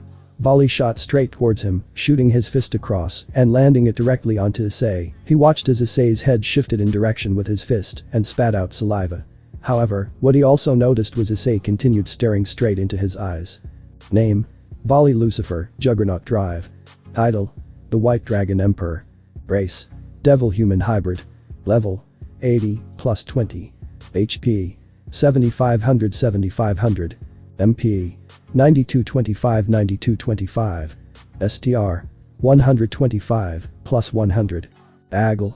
105, plus 50. End. 100, plus 50. Int. 123, plus 50. Bonus. Plus 40% damage reduction. Issei simply said. Balance breaker. Shining in a bright crimson light, Issei was covered in crimson armor that protected him. His body began glowing with a bright reddish aura of pure dominance. Everyone was shocked beyond belief. You're the Red Dragon Emperor. Volley was in pure surprise and was only able to mutter that. Riaz could only stare in awe as she witnessed her hero become even more badass in her eyes. Surziches was relieved to know that they didn't have Issei as an enemy. It would have caused issues in the future with the raid as power was increasing. Ha! Both the red and white are fighting. No matter what the situation is. They always tend to find each other to brawl with. Azazel jokingly said while watching as Issei anchored himself and, activating both Blitz and Berserk's Wrath, slammed his fist straight into Volley's gut. Blitz has evolved to Speed Demon. Speed Demon will now increase agility stat by 25%. Issei watched as Volley was shot straight through the sky. With them being at the same level and Issei being able to tank nearly all of Volley's attacks, this was going to be a one-sided massacre. Speed Demon and the Balance Breaker bringing Issei's agility stat to something close to Volley's. It was just a battle between the two brutes in strength. Shaking his head from the blow, Volley spread his wings and continued muttering the words divide. Divide x10. However, Issei only felt a little bit of his power being depleted. Rushing straight at Volley, the latter being surprised with how easily his divide attempt was shrugged off. Summoning his hammer, Issei simply brought it to overshadow the moon in Volley's eyes and slammed it down. Volley could only attempt to block the attack. Bam. With such power, activating Berserk Wrath, Issei shattered straight through Volley's guard and slammed him into the ground again. Causing the ground to concave up, an earthquake was formed, spreading tremors to the outlandish city's form where they stood. Issei brought wind pressures not even the most powerful hurricanes could produce. Volley, once more, stood underneath Issei with his entire body broken, bruised, and bloody. However, his spirit was still strong, smiling and re-entering the Juggernaut Drive form. He swung at Issei, expecting for him to catch him off guard. He was horrified in seeing Issei outright tanking the blow. You can't even hurt me. Those words sent shivers down Volley's spine. Backing away, he realized that he stood no chance against this behemoth. Volley began throwing blow after blow, watching as none of them fazed Issei. Have to mention. Volley's last resorted technique, he watched as Issei simply shrugged it off. His pure raw strength was too much for Volley's technique to work properly. The vast difference in power between the two made Volley's current half-dimension be nullified. Issei continued looking down at Volley, waiting for him to be tired out and be hopeless. If you investigated properly, you would know that there will be one thing in common between you and Rainer. Volley, being out of breath from giving his all into each blow into Issei while they stood in front of each other, widening his eyes as he had an idea of what Issei was going to refer to. What is it? Hell is your final destination. Raising his hammer into the sky, Issei activated Iron Flesh and Berserk Wrath once more. Iron Flesh has evolved into Crystallized Frame. Crystallized Frame. The skill allows for the user to become the epitome of defense. The user will get 10% endurance, strength, and health gains. The user will gain 15% damage reduction with the skill activated. The cost of the skill will now be 3 MP per second used. 25% health will be healed when the skill is activated, once per battle. Berserk Wrath has evolved into Titanic Smash. Titanic Smash. The skill allows for the user to have near impenetrable hyper armor when going through attacks. Upon piercing through attacks, the user will be given 7.5% damage reduction, depending on the strength the user has compared to their opponent. Will allow for the user, upon contact, to immense damage depending on the condition. Dependent damage condition. If the user has the same strength as their opponent, the user will deal 50% more damage and have 10% pierce damage. If the user has 20 strength more than their opponent, the user will deal 75% more damage and have 15% pierce damage. If the user has 50 strength more than their opponent, the user will deal 100% more damage and have 20% pierce damage. If the user has more than 100 strength than their opponent, the user will deal 200% more damage and 30% pierce damage. Seeing as though Issei had more than 50 plus strength compared to Volley, he was going to absolutely incinerate the man. Wait. Don't kill him. Azazel screamed from behind Issei. Please. Don't. He's like a son to me. Volley could only close his eyes as Issei slammed the hammer, creating a tornado of fiery winds from the heat that Issei produced with the pressure. All that could be seen afterward was a burning crater with an unconscious Volley and a disappointed Issei. This was interesting. Walking away, Issei could only watch as Azazel sighed in relief and Surziches was smiling warmly at Issei. Did it again. Saving the day. Grafia could only rush towards Issei with Riaz by her side. Are you okay? Grafia questioned. After hearing the details of Issei's trauma, her motherly instincts were kicking in. Issei was still a child after all. Placing her hands on Issei's cheek, she could vividly see a small scratch formed from Volley's first punch on him. Riaz also began to check if Issei was alright. When seeing nothing harmful on him, she sighed in relief and hugged him. How do you always save us? Issei couldn't answer with the fact that the system wanted him to save them for rewards. He simply sighed and continued walking towards Surziches. I'm fine. Just tired is all. No need to worry about me. Without anyone noticing, someone broke into the barrier that was broken by Issei and snatched the unconscious Volley from the ground and escaped. Standing in front of the leaders, Issei could only ask. So, is the peace treaty finish? We just have to tell our people that it is. Because we all unanimously agree.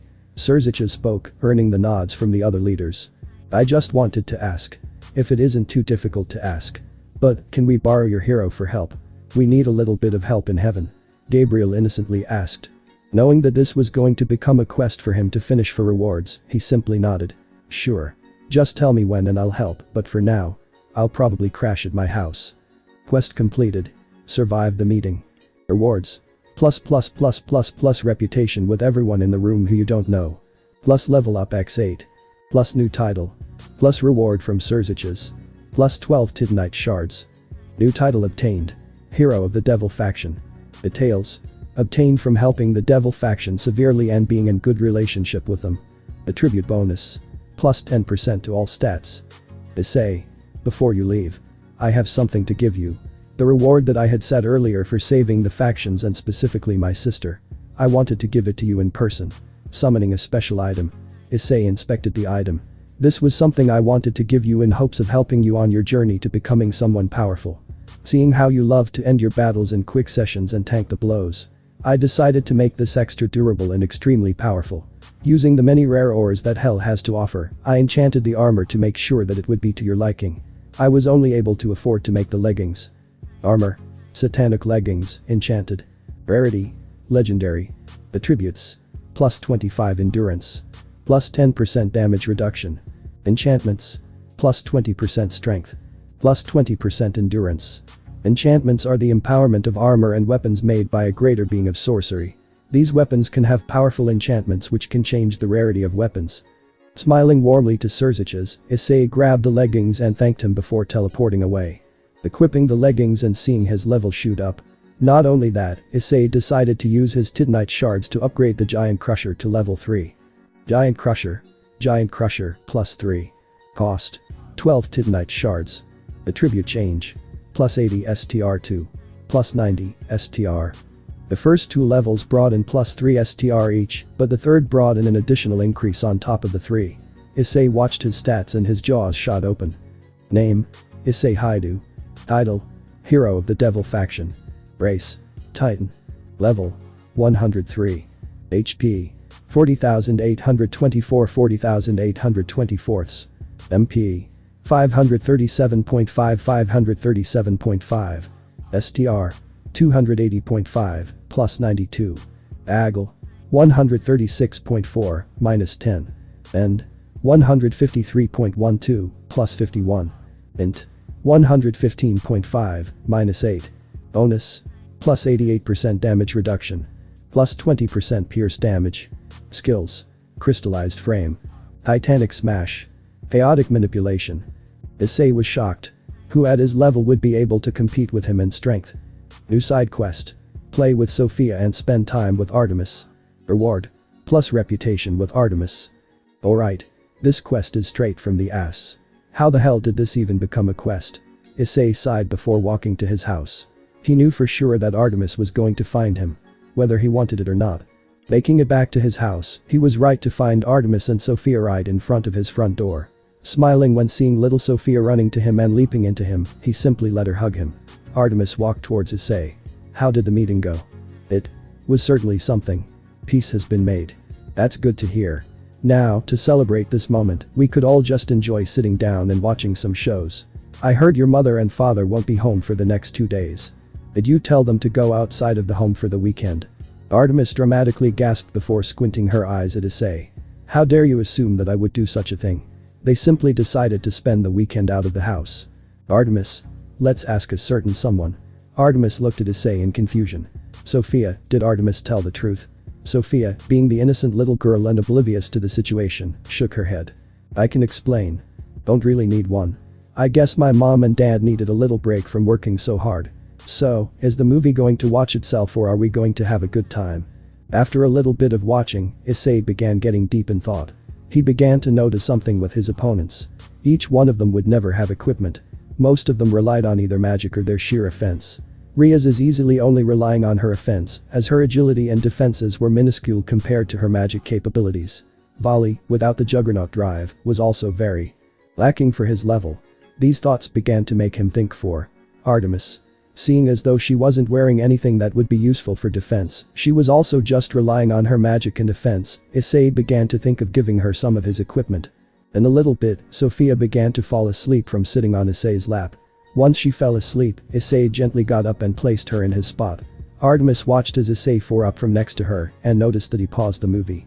Turning to see him deep in thought, Issei asked, Artemis, when going into battle, do you usually not have any armor or anything to defend against attacks? Artemis was bewildered by the question and the sudden moment of it being asked. I usually don't need armor. Being a goddess, most if not all wouldn't want to battle me in fear of the wrath of the Greek mythology. Pride. It was getting to her. Issei frowned slightly. Artemis. I want to give you something. Pulling out his rarity chest plate, Issei inched it forward to Artemis. If you haven't noticed. I usually have defensive utilities such as my weapon and my abilities that allow me to defend against attacks from all directions. I want you to be the same. I don't want you to be hurt or damaged by anyone. Anything is better than nothing. Even if this small amount of damage reduction wasn't as huge as Issei thought, it would still help reduce damage to be received by anyone. Not only that, but the small boost in endurance would be able to help with making her more of a tank, but her speed would be cut by a very slight amount. Being heavily touched by Issei's idea, Artemis simply chuckled and grabbed a piece of armor. Looking at it, noticing that it wasn't as sturdy as some armor pieces that she wore in the far past, she looked up at Issei and spoke. Will this truly help me during battle? Just because the armor looks like it will break upon impact doesn't mean it will. I have worn that against many monsters, such as Kakabiel. It's more about the layer of protection to shield against some attacks. With the cons of losing a very little amount of speed, but the pros of gaining damage reduction and gaining more health from it, the pros outweigh the cons. This would make Artemis more of a deadlier fighter. Nodding and smiling warmly, Artemis immediately wore the chest plate and showed it to Issei. How does it look? If this is truly something that you want me in, then I could produce more armor and wear it. I just don't want to look like an Amazonian woman. However, if that does make you less worried for me, then consider it done. It looks great, you're already looking like you're ready for war. Remember, anything is better than no protection. Artemis nodded before Issei heard a ding coming from the system. Side quest completed. Play with Sophia and spend time with Artemis. Reward. Plus reputation with Artemis. Hidden quest completed. Give a gift to your loved one. Reward. Plus reputation with Artemis. Issei noticed that he got double the reputation points with Artemis. Turning to see her still staring at him with a lovingly gaze, Issei decided that he would stay for the entire movie duration. He had a feeling that the only escape would be going into another dungeon, and he didn't feel like entering one just yet. Partner. I suggest training. I know that you don't want to hear this from me, but the fight with the White One must have caused him to train even harder. You could tell that he was a battle maniac the moment that he rushed at you and delivered a kick. Didn't I just train before the meeting itself? I hate to break it to you, partner, but the world itself will continue rushing at you. Everyone will know you and the many enemies that will come at you will increase. Many will be far superior to your previous foes. I suggest continue your training. Continue becoming more powerful. This is to protect you and your loved ones. Before he could continue his conversation with the lizard, Issei was interrupted when another quest showed up in front of him. Artemis watched as Issei froze when staring in front of him. New side quest. Help Gabriel. Reward. Plus reputation with Gabriel. Plus level up x5. He really got no rest days. Sighing to himself, Issei immediately blasted out of the house, but still making sure that nothing got destroyed, right towards where the map was indicating where he should be going to meet Gabriel. Turns out, it was his school building again. What type of help did the strongest woman in heaven want? Artemis was right behind Issei, trailing behind him after noticing that he left. She was easily able to catch up due to her sheer speed, and she continued watching him. Once he arrived at the school, she noticed that Issei was walking towards the main office. Being right behind him, Issei turned around and was shocked to see her. Widening his eyes, he watched as Artemis smirked and seeing his expression. Did you really think you would be able to escape me? However, before they could get to the door to the office, they were quickly teleported out of the area. Issei noticed as space was distorting around the two. What the hell is happening? Issei watched as Artemis remained calm but was questioning everything. I don't know. But something tells me this isn't anything good. Boss Arena. You must defeat the boss. Details. This mission is mandatory and will test if you truly are ready to defeat foes stronger than you. Allowed one partner only. He should have known that the system was behind this. Turning towards Artemis, he noticed as she clung onto his arm as they finally landed in an open void. The white void that they stood in stretched to the vast infinity, leaving them alone within this space. What is this place? However, her question was left unanswered as a yellow fog began to encompass the area. Once the fog finished forming, there stood two beings. Behind Issei was someone that Artemis was shocked to see, while Issei was narrowing his eyes to see the being in front of him. You've got to be fucking kidding me. In front of him was another version of him. Name: Shadow. Title: Doppelganger. Race: Titan. Level: 103. HP: 40,824 40,824. MP: 537.5 537.5. STR: 300 plus 92. AGL: 136.4 minus 10. End: 153.12 plus 51. Int: 115.5 minus 8. Bonus: plus 90% damage reduction. Plus 30% pierce damage. Skills: Crystallized Frame. Titanic Smash. Chaotic Manipulation. It has better stats than him.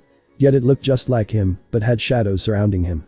When Issei summoned his hammer, the alternate summoned his own hammer that replicated his. Behind him, Artemis pulled her bow out and watched as Orion, her long-lost lover, was standing right in front of her. Ears apart. And you're moved on from me. Artemis, with anger in her voice and malicious intent, screamed at him. Why have you shown your face again? How are you alive? I swear upon my father's name, I had pierced your heart with this very bow. Standing with their backs against each other, Issei and Artemis were faced with their greatest opponents yet. Issei was fighting against someone of his own strength, while Artemis was fighting against her trauma. Issei lunged straight at his clone, meeting with his clone in the middle with their hammers.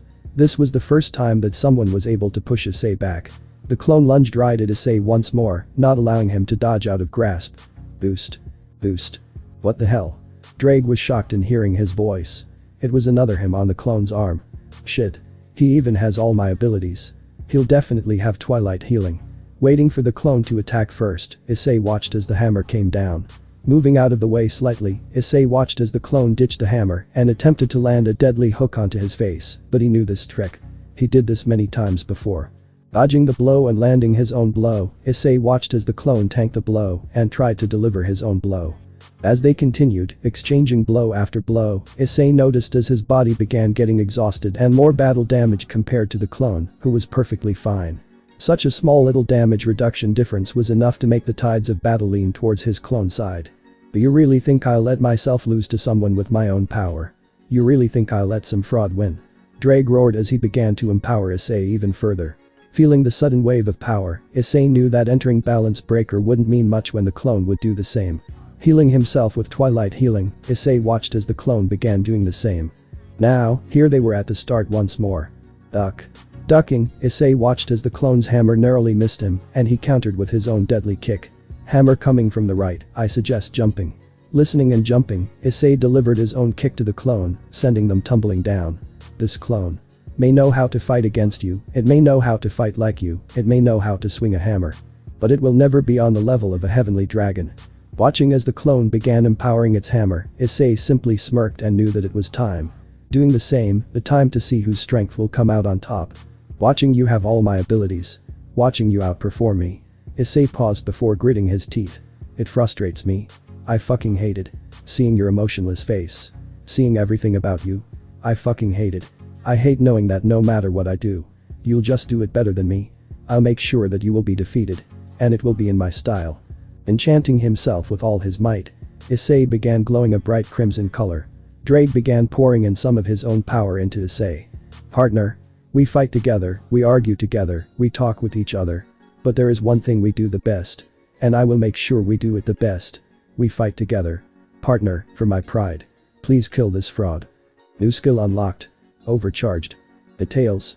For a very short period of time, the host will have all stats be increased by 5% and host will be fueled with anger, frustration, and the pride of Drake. Issei roared before rushing at the clone, colliding hammers. Issei began pushing the clone back before getting frustrated again. Using even more of his might, Issei launched the hammer out of the clone's grip before slamming the hammer right on top of the clone. Not letting the clone to even have a chance, Issei de-summoned his hammer and began pummeling the clone with his fists. Blow after blow. Blood after blood. The clone did swing its hammer at Issei, but Issei simply punched the hammer and, even when Issei felt his bones breaking, stopped the hammer and continued brutally beating the clone into a bloody pile of mess. Issei continued. Even when the overcharged state exited his body, Issei continued beating the clone until the clone vanished into nothingness. Simply staring into the bloody pile he created. Staring at his own very hand that he broke. Issei continued staying in silence in his own thoughts. That was when he heard movement behind him and turned to see a bloody Artemis and a bloody Orion in a standstill. Artemis, you can't win. Swinging his sword, Orion was able to brutally cut Artemis, leaving a deadly gushing cut. Issei knew what he needed to do. Using a mana potion, he refilled his mana points and rushed straight into the battlefield. Orion noticed this and smirked. Issei was nowhere near the power of Artemis, meaning he was nowhere near the power of Orion. However, Orion noticed as Issei started to slow down next to Artemis. Issei, you need to leave. This fight is too much for you. Noticing that Artemis was wearing his chest plate that he gave to her, Issei smiled a little. Orion, was that your name? Yes, now can the children leave the area? The adults are talking. I'm glad I didn't go down your path. I'm glad I didn't become a perverted monster. I'm glad that I wasn't a creep to your level. If I ever became what you are now, I would be in your situation. Which is? You're a forgotten sin for you have no one to love nor care for you. What are you talking about forgotten? I am a constellation. I am the Orion. Who the fuck cares? Orion looked down at Issei with a glare. Excuse me, what do you mean? Who the hell looks up and cares for the stars? Who the fuck even knows you? Who the fuck wants to know you? You're just a constellation. That people forget exist. Glaring at Issei, Orion was having enough of this kid. What Orion didn't notice was the fact that Issei being near Artemis was healing her. He was making sure to distract the overly confident man to prolong the fight between Artemis and him, but he was healing her. Artemis was confused in why Issei was speaking ill about someone who could kill him in seconds, but she began to feel much better now. Seeing her wounds closing, she widened her eyes and noticed Issei healing her. Carefully, Issei bought a large health potion and made sure to make his hand face away from Orion to hide most of the view of the potion. Handing the potion to Artemis, who was behind him, was able to drink the potion before Orion could notice. Once Orion noticed Artemis being nearly fully healed, he widened his eyes. "You were stalling the fight out. You wanted to heal Artemis. I should have known this." Throwing his hammer at full force, Issei watched as Orion chuckled upon seeing the attempt. Stonewalling the hammer, Orion merely taunted Issei. "Was that really the best you got? Who said anything about hurting you?" Orion looked confused before he noticed the hammer igniting. Exploding right in front of the warrior, Orion was sent flying in the air thanks to the trajectory of the explosion. Being unharmed, Orion was very frustrated with Issei. That was when he rushed straight at Issei, slamming his fist straight into Issei's gut. Trying to defend against the blow, Issei felt nearly all his health pool depleted as he was launched straight into the ground with his balance breaker being broken. Coughing up blood, Issei was only barely able to survive that attack. The sheer power difference was too large, it was thanks to his immense health pool he was even able to survive. "Huh? You're still alive after that. I guess I'll have to finish the job before having Artemis for myself." Artemis, upon seeing Issei being brutally beaten with a single blow and seeing him in such a critical condition, finally had enough and snapped. A huge divine aura began engulfing the entire arena as Artemis began increasing her power even further. Staring right into Orion's eyes, Artemis began preparing a finisher move. "Anyone who dares to touch Issei will feel my wrath." With those words, with all her energy, Artemis empowered her bow with the most condensed and refined divine energy that she could muster, and she released her finger and said the following words. "Shooting star Ortija." The bright ruby-colored beam of divine light pierced through the void and struck Orion straight through the heart. Widening his eyes and seeing the true power that Artemis had, he never expected that she had been holding back. How? His question was left unanswered as the beam began increasing in size before incinerating his very being. Nothing was left, the two were alone. Artemis quickly rushed to Issei's side and held him in her arms as he closed his eyes. "Issei? Speak to me. Issei. Don't leave me." In fear of losing him, Artemis began shaking him violently. "Woman. I'm alive. Damn it, now my mood for sleeping is gone." Outing before dropping him on the ground, Artemis could only chuckle silently in hearing the goofy response. "Looks like we both saved our asses. That attack. You held back against Orion. Why?" "I wanted to know his true intentions. I wanted to know what he truly wanted. Why did he do what he did to me, but all I was getting out of him was just minor insults and what he would do to me after defeating me." Issei blankly stared at Artemis before speaking. "You didn't need my help at all." Artemis began whistling before looking back at Issei. "No, but it was very sweet of you to do so." Damn this woman. Reputation with Artemis has increased deeply. How did he even get more reputation points when he literally wasn't needed? Maybe the system was giving him pity. Boss defeated. Rewards will be given. Plus level up x5. Minor race evolution will be given. Race will be changed to Shadow Colossus. Shadow Colossus. A race of an evolved titan where the being becomes the incarnation of a colossal behemoth. Being able to tank blows for eons and having more strength than a titan. Needless to say, this race is perfect for strength builds. Benefits. Every endurance point will now give 250 HP rather than 200 HP. Endurance stat will be doubled.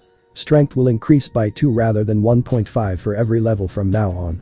End will increase by 2 rather than 1 from now on. Seeing his race, the race choice from before where he became a titan solidified his build, he was a strength build. Issei didn't mind that. Name. Issei Haidu. Title. Hero of the Devil Faction. Race. Shadow Colossus. Level. 108. HP. 8093,060. MP. 152,560 seconds. 5. STR. 290.5, plus 92. AGL. 143.9, minus 10. End. 321.24, plus 51. Int. 120.5, minus 8. Bonus. Plus 88% damage reduction. Plus 20% pierce damage. Skills. Crystallized Frame. Titanic Smash. Chaotic Manipulation. Overcharged. At least he was much more of a tank. His body began getting denser as his height increased, not by a noticeable amount. He felt a lot heavier now. Issei really hoped that he wouldn't have any complications with the next race evolution. What could it be? Could the next race be the level above legendary rarity? Getting up and seeing as though the space around them began shifting once more, Artemis clung onto him again and they were back in the school. Whoa. Now we're back here. Issei nodded to her statement before sighing to himself. I still have to deal with that. Partner, what the hell was that? That entire encounter. How did that being have a replica of the boosted gear? I have no idea, Drake. I only know that we fought and won. Issei wasn't going to let Drake know about anything with the system just yet. He wanted to make sure he would be powerful enough before the world could take advantage of him. Fair enough, I hope it doesn't happen again. Now I'm exhausted with helping you. With that, Drake went right back to sleep. He didn't really want anything or anyone to interrupt his sleepy time. Artemis, do you want to let me go? Artemis looked up at Issei with a blank stare.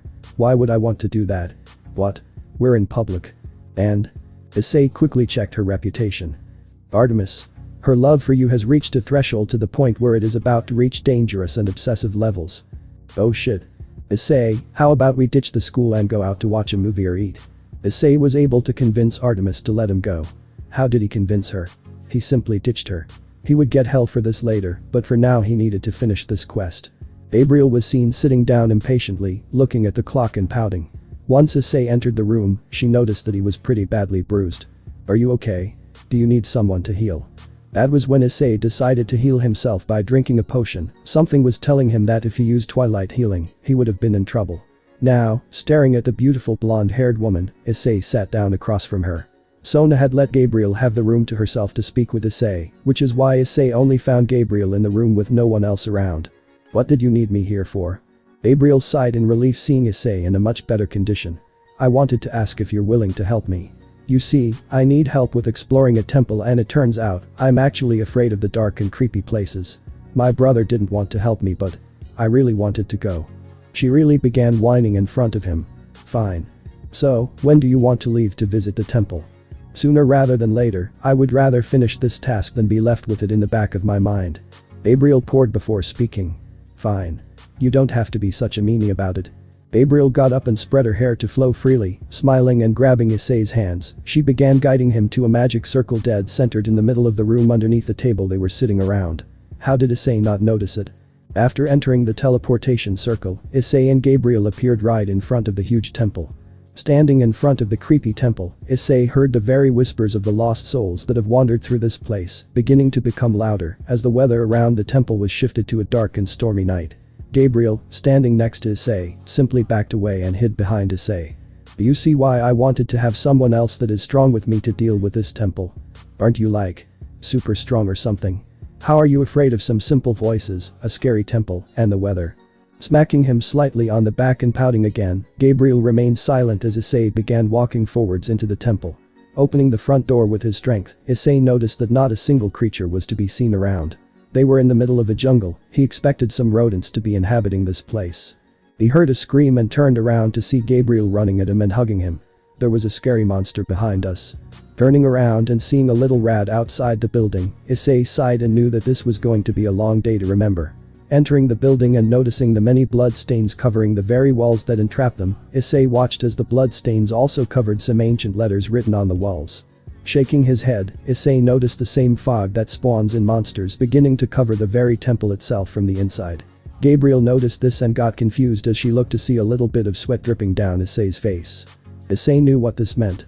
Last time this happened, he fought against a being that was stronger and more brutal than him in combat. Having Gabriel, who was weaker than him, around was going to be an issue. Issei, what is happening? Why do you seem so nervous? Turning around to see the exit, Issei couldn't be bothered having Gabriel around when fighting against monsters on his level. He needed to throw her out of the place before he would deal with this temple. However, he noticed that the door to the temple had shut with a magic seal covering it. This was a trap. Gabriel, did you know that this was going to happen? Speaking with such a calm tone, Gabriel knew that Issei meant pain if she answered wrong. Gabriel shook her head and began worrying, clinging onto Issei even more, her voice began shaking as she spoke. No, I noticed this temple and felt a powerful divine aura. I wanted to explore it and find the lost treasure within these temples. I didn't know anything about this place. Seeing her tear up, Issei was still on edge, but he wouldn't worry about that just yet. If this was a proper trap, he could deal with Gabriel alone within seconds. Summoning his hammer, Issei noticed as the fog within the temple disappeared, meaning it was showtime. New quest. Survive the death trap. Bonus quest. Make sure that Gabriel survives. Reward. +6 large titanite shards. Plus level up x6. Bonus reward. +6 large titanite shards. Plus level up x6. Turning around to see a few skeletons walking towards them, Issei simply brought Gabriel behind him and watched the several skeletons in front of him beginning to change. Slowly, the many skeletons began breaking apart and their bones began merging with each other to the point where they formed a skeleton dragon inside of the temple.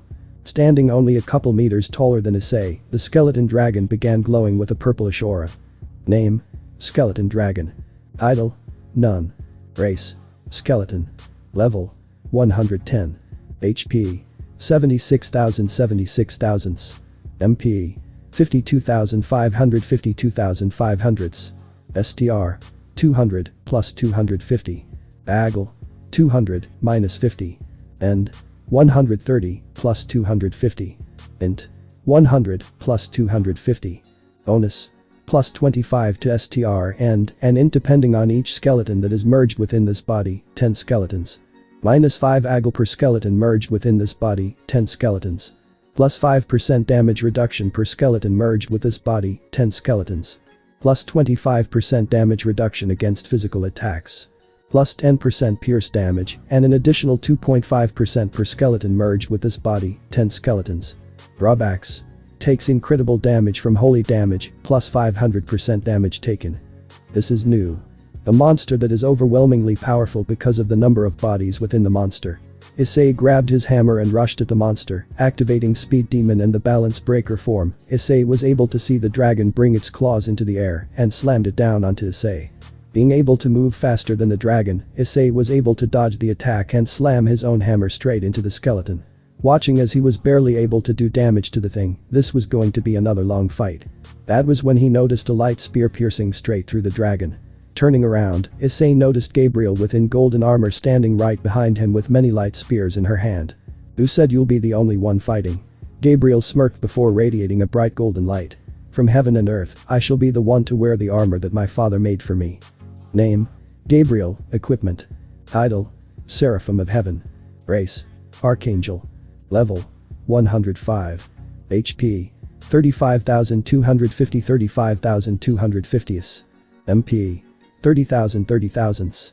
STR: 180 plus 35. AGL: 175. End: 210 plus 25. Int: 245 plus 55. Bonus: plus 50% damage reduction. Her power had increased greatly with her armor and the many light spears around her.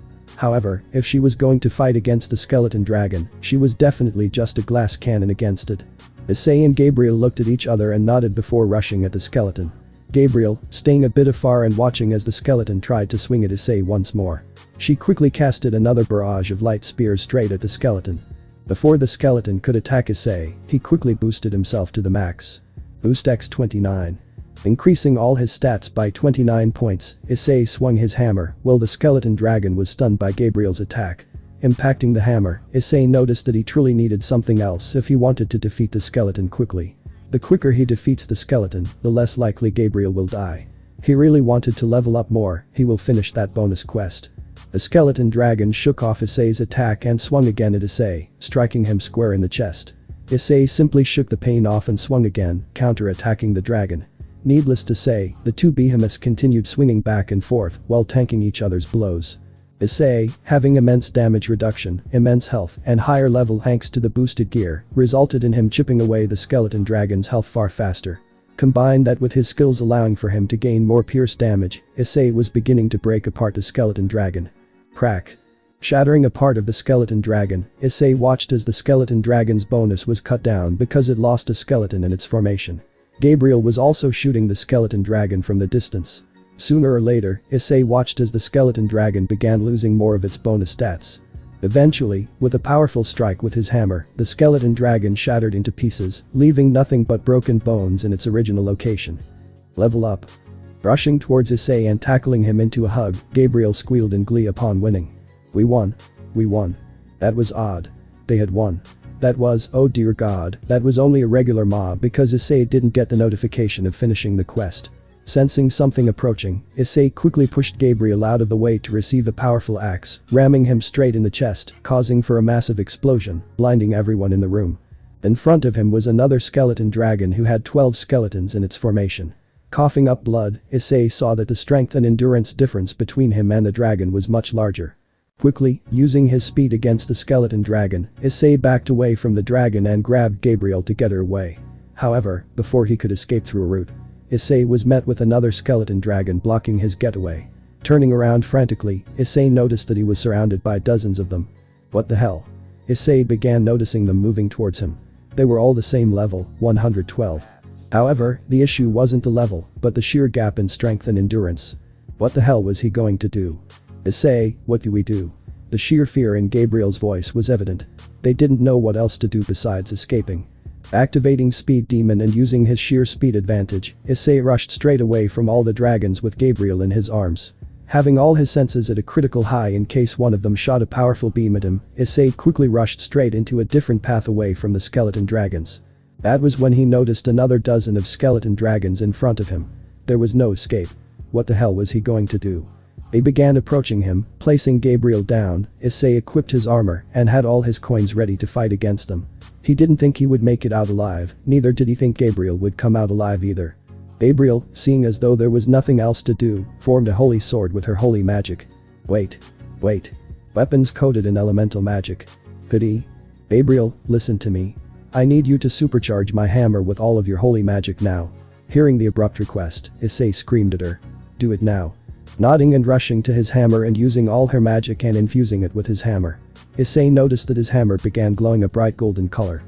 Holy magic coating. Your weapon will be empowered by holy magic, making it a super lethal weapon to the undead for 3 minutes.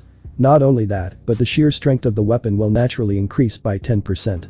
Issei smirked before holding his hammer and raising it high above his head. He had the level advantage, elemental advantage, and skill advantage. Now he just needed to make sure that he could chunk through each skeleton dragon. Transfer. Using this skill that he heard from Drag a while back, Issei empowered his hammer even further beyond. The holy magic combined with the boosted gear's power along with his sheer strength. He now needed to make sure that Gabriel doesn't do anything stupid. Looking at her, Issei screamed. Make sure to stay around me and don't do anything stupid. Nodding her head in fear, Issei rushed straight at the first skeleton dragon and slammed his hammer straight into its head. Using all his skills again, Issei shattered the head, chunking a quarter of the dragon's health. Not giving the dragon any time nor any of the other dragons to attack him, Issei swung again and again before killing his second skeleton dragon. Activating overcharge, Issei pushed his limits even further. Let me solo them. Rushing towards the next, Issei didn't have much time with his holy magic. Filling one after the other, level up a couple of times, Gabriel was still alongside him watching as Issei showed no mercy to any of the undead.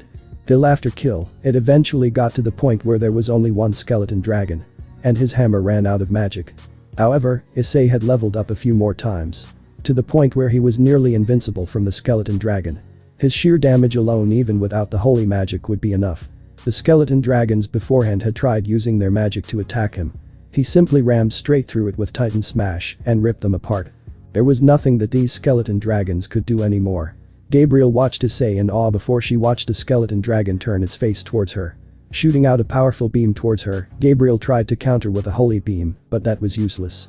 The beam of the dragon pierced straight through her attack, leaving Gabriel to wholly close her eyes to take on the impact of the blow. However, she didn't feel pain. Opening her eyes, she watched as Issei tanked the blow without flinching. Smirking and throwing his hammer at lightning speed at the skeleton dragon's mouth, Issei shot the hammer at the perfect trajectory to where the dragon began choking. That's where Issei landed on the skeleton dragon's nose and ripped the hammer right out of the mouth and shattering the skull in the process. Another one bites the dust. But you remind me, why the fuck are we here again? First of all, language, and we came here to find some holy relics. Look around you. The entire building is already on the brink of collapsing.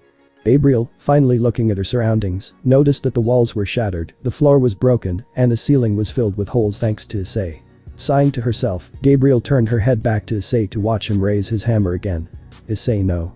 Issei yes. Bad Issei. Issei good. And he slammed his hammer again into the ground, causing for the entire building to break apart and collapse on top of the two. If the temple broke apart, There is nothing else for us to explore. We're done. Ending the exploration quickly, Gabriel shouted at Issei. Hey. I wanted to explore. And I want to sleep and be at peace, but we can't get everything we want. Issei walked away. Quest completed. Survive the death trap. Bonus quest completed. Make sure that Gabriel survives. Reward. +6 large titanite shards. Plus level up x4. Plus 25 silver coins. Bonus reward. +6 large titanite shards. Plus level up x4. Not only that, he also got the notification for finishing the entire quest. New side quest. Help Gabriel. Reward. +++++ reputation with Gabriel. Plus level up x5. He truly did level up a little too much with this temple.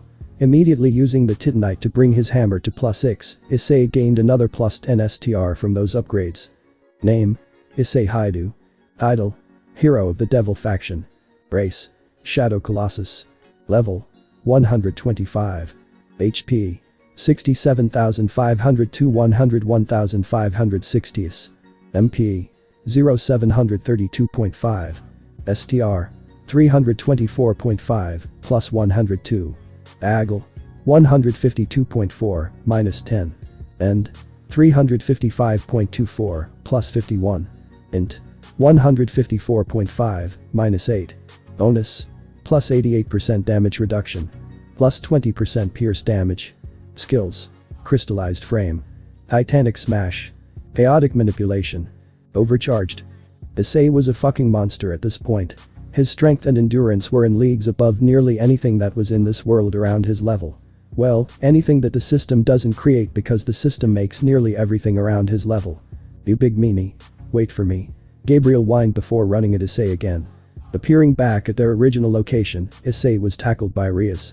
Rias was waiting for Issei to appear back. She was notified of his departure when Sona told her about what he was doing, and she began rushing to this room. Rias tackled Issei and brought him down with her. Rias? What the hell are you doing here? Rias pouted when hearing that question. What? You don't want me to be around you anymore? That's not what I said. I just wanted to let you know. We're soon going to go on vacation and everyone in the school will be taking a couple months off. I wanted to invite you to my home. My parents really want to see you. Hearing that, Issei was confused. Why would you want to invite me and why would they want to see me? Well, it's because you saved me from Riser and I want to give you something special there. Rias blushed while watching Issei stare at her blankly. However, they both were interrupted when Gabriel coughed into her hands. Smiling at the two, she quickly grabbed Issei's hands to help him get up. We just finished our mission. I think Issei should rest. Rias glared at Gabriel. Issei decided to walk out of the room while the two would argue. Wait, Issei, don't leave. Can I come with you? Rias quickly ran after Issei. Well, the boy looked confused before he realized that on the reputation system, Rias was stated that she would be following him around like a lost puppy. Oh shit. Sighing to himself before nodding, Rias squealed before skipping behind Issei. Just. Don't make too much noise. Nodding her head rapidly, Rias and Issei continued walking down the halls. It was almost time for school. Issei and Gabriel had been on that mission for a little while. Issei needed to leave and get ready for school. Looking at the time and seeing as though they had 2 hours before, I forgot that today is a Monday. I'll probably skip school again. How many days have you skipped already? Rias squinted her eyes playfully and responded. Like you're the one to talk Mr. Disappear for a day without letting anyone know. Greg began laughing inside of Issei's head. She did get you there, partner. True there, but seriously, how many days have you skipped? Rias began thoughtfully counting her days before responding with a proud smile on her face. At least 1 day every week. If we're talking about skipping classes, I usually skip gym all the time. Issei threw a light jab at her. Is that why your strength and speed are very subpar? Outing and turning away from him, Rias couldn't help but chuckle at the joke. Alright. You got me there, but seriously, do you think human gym classes are going to make me more powerful? No, but it would help with discipline. Doing something that you hate but doing it like you love it builds discipline. While saying that, Issei watched as Rias, without noticing, banged her head into a wall. Falling down onto the ground, Rias grabbed the front of her head in pain and screamed. Oh. Maybe even the intelligence is lacking too. Are you also skipping some of your academic classes? Don't be so mean. With that, the duo made their way back to Issei's home. Artemis wasn't around as she needed to guide her huntresses back to America. The trip that they had was short-lived and was only needed for exploration and showing the newer girls how to survive in the wilderness in any area, even if it was far from home. Issei grabbed his uniform, his shoes and his sunglasses and began walking out.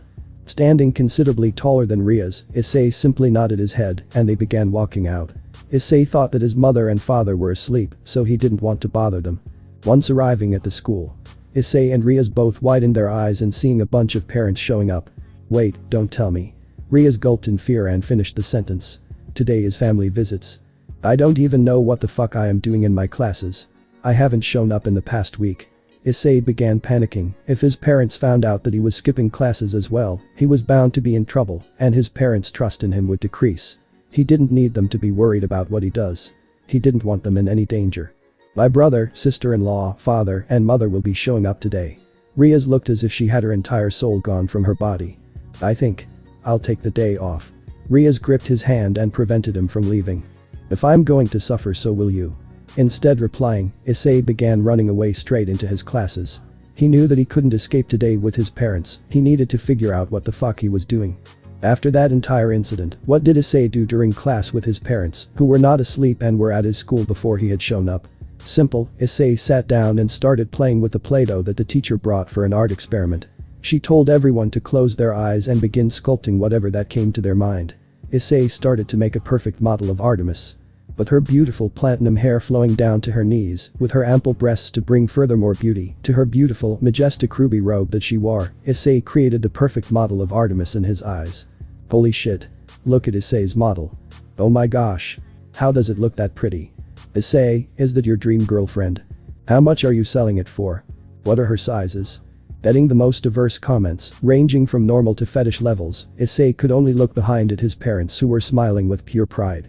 Issei was very grateful that today was just fun classes rather than academic classes. Issei's grades were also very poor now with his many absences. That was when the bell rung, Issei darted out of class. He didn't need the humiliating comments from his peers to reach his parents' ears. Now he didn't know where the fuck he was. What the hell? Why are there so many people? Did you all hear? There is a magical girl near the auditorium. Magical girl. Issei's interest was piqued as he began walking towards where the crowd of boys were going. Once arriving, that was when he noticed Saji moving everyone away from the auditorium. On stage was a small petite woman with a pink magic girl costume and a large wand. Come to think of it, why does this woman look similar to Sona without glasses? Same hair color, same height, similar facial structure. Shaking his head, Issei walked towards Saji and noticed him struggling with pushing the crowd of people away. It was getting way too hectic and Issei was getting annoyed with the immense noise. Deciding to put the end to this chaos, Issei amplified his voice. Everyone. Shut the fuck up. Everyone silenced themselves to see Issei. Someone that none would expect to be screaming. Seeing the behemoth figure that Issei had, Issei intimidated anyone who wasn't in the supernatural world. With the atmosphere ruined, everyone began leaving. Some would give Issei some nasty stares for ruining the fun, but they would receive a death glare from him, causing them to retreat even faster. Saji, seeing Issei helping him, sighed in relief. Finally, they just wouldn't move. Sometimes you have to be aggressive. Issei replied. Sona isn't really someone that wants me to use physical violence or verbal violence to solve a problem. She said that it would ruin the reputation of the student council. Issei patted Saji on the back before walking past him. If you ever do get in a situation like this, just call me over. I'm not a part of the student council and I for sure don't mind creating violence when it is needed. Shaking his head, Saji responded. That's not the point. Even if I were to do that, word would go out that the student council now has a bodyguard. Oh yeah, true. Well, you're on your own then. Snickering at Saji's situation, Issei turned his head to see the small magic girl in front of him. Oh my. You're the same person who saved Rias from that big meanie. Which meanie? I kind have saved her a bit too many times. Oh. The blonde meanie. Name. Seraphol Leviathan.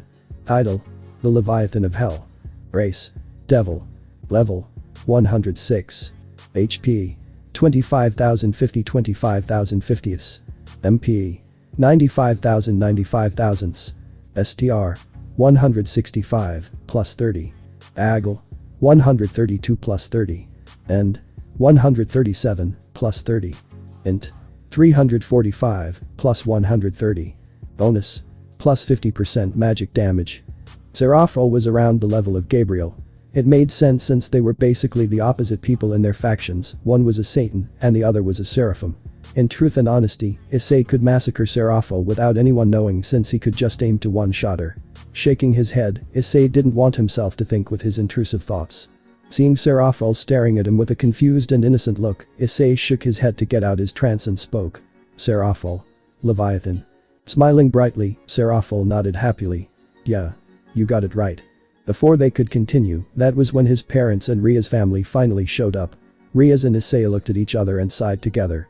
Issei was seen sitting down at his house, in the living room, on the large couch across from Riaz and her family, who decided to follow. Luckily, Artemis wasn't here. If she was, the problem with having a super devil and a goddess in the same room. Two powerful entities in the same from different factions would cause some more disturbances. Last time, Serziches simply forgot about Artemis being with him.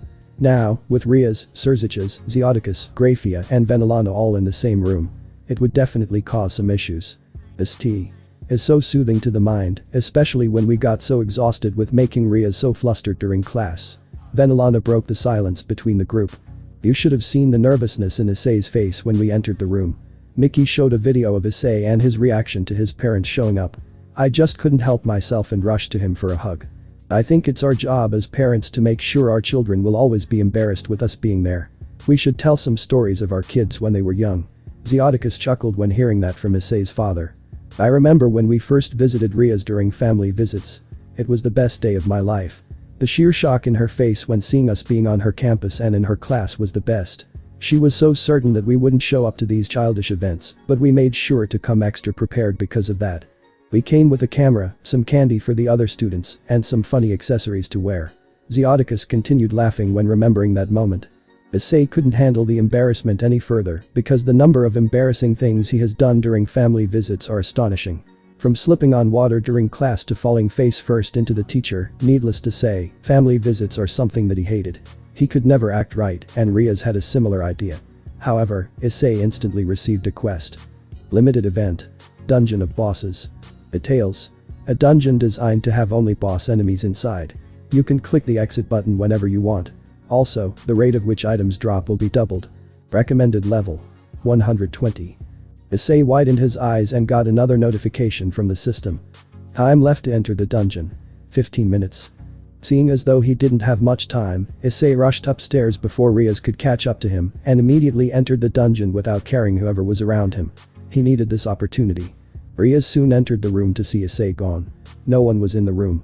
Standing and pouting with annoyance, Riaz was definitely going to nag Issei for doing this to her. Issei was her best friend with a keno. Finally appearing in the middle of a beautiful grassy plain with hills that covered Issei's side of the land further ahead. The blazing sun shining down upon the plain to give the grass a golden tint. The trees stretched into the sky as the branches filled with leaves shook with the calm and soothing wind grazed upon them. Issei enjoyed the atmosphere of the area until he realized what type of dungeon he was in. Being on high alert, Issei quickly summoned his hammer and jumped into the sky. Soaring through the sky, Issei decided to get to the high ground before any sort of boss could get to him first. However, that was when he noticed a very large arena in the distance. The large circular arena, with large stone pillars that stretched to the height of the very trees that surrounded it, stretched around with an area to easily cover an entire football field. The sun shined brightly onto the arena, giving the atmosphere to be brilliant. However, there was a problem with the arena being inside of a dungeon. A boss was certainly going to appear within that dungeon. Knowing this information, Issei was now paranoid about going into the area. Closing his eyes while he started descending towards the ground, Issei needed to take advantage of fighting as many bosses as he could. This was the perfect dungeon to obtain useful items. Partner, I sense a very powerful foe within that arena. Are you truly willing to go inside of that dungeon?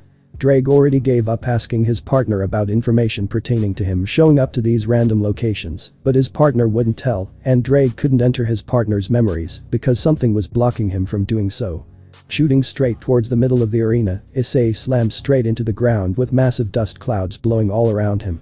Standing up straight with his hammer on his shoulder, Issei was ready for whatever foe was within this arena. However, the moment that Issei landed, another foe had also landed. With a large dark menacing aura blowing all around them, with their sword on one of their shoulders, with a screech that sent shivers down Issei's spine, the aura of darkness finally cleared and Issei saw who his opponent was. Standing with a large slouch, with slim rusted armor and a sword oozing the abyss. With one of their arms being crippled, the knight screamed in corruption as the abyss continued circulating them. Name: Knight Artorias. Title: The Abysswalker. Race: Unknown. Level: 128. HP: 162,500 162,500s. MP. 26,000 26,000s. STR. 350 plus 80. AGL. 240 plus 30. END. 500 plus 150. INT. 230 plus 30. Bonus. Plus 100% damage reduction. Plus 25% more damage due to Abyss. Plus 40% pierce damage. Widening his eyes upon seeing the stats, Issei was outclassed by a landslide without the balance breaker form. Entering the balance breaker form immediately and boosted to the maximum. Artorias having 100% damage reduction meant only two things. Pierce damage would have to save Issei, and being higher level would negate a certain amount of damage reduction depending on his level. With the balance breaker form, he would be able to negate 20% of the 100% damage reduction with levels alone. Boost X32. Using his hammer, Issei didn't even try to rush at Artorias. He waited for the knight to rush at him. You must stay away. Or you will be consumed by it. Hearing the pained voice, the corruption within the voice, the instability within the tone, Issei couldn't help but question who was this knight. What was this it that the knight was speaking about? But the screech, the knight released more abyss within the air before rushing at Issei with his sword. Issei watched as the knight replicated his lion's claw. Spinning in the air with his great sword, Issei swung his hammer up in hopes of intercepting the blow from hitting him. Bam. Issei was shot back as this was one of the very few times his hammer itself wasn't able to completely nullify the knockback from his opponent. Artorias didn't stop there, rushing back at Issei with even more aggression. Artorias swung his blade once more, spinning in a horizontal fashion. Issei activated Speed Demon to only get smacked away into the walls of the arena. Spitting out a little bit of saliva, the damage that Issei received was pretty large. Even through the large defense that he had. I must put an end to your curiosity from bringing you torment. Artorias screeched again before throwing his blade at Issei, faster than Issei could get his hammer, and pierced Issei slightly with a blow. Issei noticed the instability within the knight. Every time the knight would shift, the darkness that coated him would explode around him. Was the knight suffering from this darkness consuming him? Was this knight trying to save him from suffering from the darkness? The speed that Artorias had was something completely different from any other monster he has fought. What could Issei even do in this circumstance? Activating overcharge, Issei needed to be at his fastest to even react to Artorias. Artorias rushed back at him, grabbing his sword from near Issei, and swinging again. Issei quickly used a little bit of chaos manipulation to shatter the ground underneath. However, Artorias didn't care and tanked the blow without flinching and slamming his sword right into Issei again. This time, this actually was able to cause Issei to cough up a little bit of blood. Just how hard did this knight hit? Swinging his hammer in time, Issei collided his hammer with Artorias, throwing him off of him and skidding across the arena. Catching his breath and compassing himself, Issei watched as Artorias got up with only his right arm. Rushing again into Issei, Artorias was trying his best to aim for the most lethal areas on Issei. The latter could only watch and swing his hammer in hopes of winning the collision between the two. Colliding their weapons, Issei placed his all into the swing and was able to slam Artorias into the ground. However, Artorias was quick to get up. Swinging again, Issei could only watch as he was pierced 4 different times. He couldn't move fast enough. He just couldn't win. Artorias didn't give Issei any chance to come up with an alternate plan. He swung again. And again. And again. Piercing through Issei and his immense damage reduction like it was nothing. Artorias' blade having huge pierce damage made someone like Issei just not being able to use his build effectively. Artorias began screaming before continuing his assault. Issei tried his best to swing and hopefully hit Artorias, but the knight was just too fast. Cutting Issei hundreds of times, Issei was left a bloody mess, kneeling onto his knees as Artorias spoke once more. Don't let the abyss consume you. Holding his sword in his hands and bringing it up to head level, Issei watched as Artorias' blade began being consumed by the abyss once more. However, before the knight could swing, Artorias stopped and looked back at his blade. He continued staring at the abyss that coated it. Warning. If host is defeated and consumed by the abyss, host will lose all sanity and become an unstable monster. Through his smallest bit of insanity left, Artorias turned around and began walking away. The abyss only coating him once more. This knight didn't want to kill him with his blade in order to save him from the abyss. This knight wasn't here to kill him. No, he would have done so beforehand. This knight was here to save him from delving deeper into the world and encountering the abyss itself. Artorias must have already been consumed by the abyss. He was just preventing anyone further from doing so with the tiniest sanity that he has left. Issei purchased a bunch of health potions and chugged them. Then who's going to stop you from being further consumed by the abyss? Run, before I lose all control. Run before it's too late. Being brought back to his maximum health from 7 health potions. Issei already went through nearly an entire silver coin. Using his chaos manipulation to cover himself once more. Chaotic manipulation. Flames, grant me strength. Details. Evolving with your build, flames, grant me strength allows for the host to obtain 20% more strength and damage dealt, 20% more flame damage dealt, 15% damage reduction for 1 minute. Cost. 500 MP per use. Issei quickly brought a burning flame to his chest, empowering himself with the flame itself. Feeling his power increasing immensely, Issei bought a mana potion and drank it while Artorias rushed at him. Activating crystallized frame and using Titanic Slam, Issei met Artorias. Even through Artorias' immense speed, Issei slammed his sword straight into Artorias, tanking Artorias' blow and slamming him with such force that Artorias actually had to take a second to get up. Issei didn't stop there. Screaming while exploding with his fiery aura, Issei jumped into the air and slammed his hammer again, missing Artorias but still able to burn him through the immense power that Issei held with each swing. Issei didn't stop there. Turning around and swinging again, Issei missed but didn't stop there. He was stabbed by Artorias once more, but he pushed through and caught Artorias off guard and slamming his hammer again.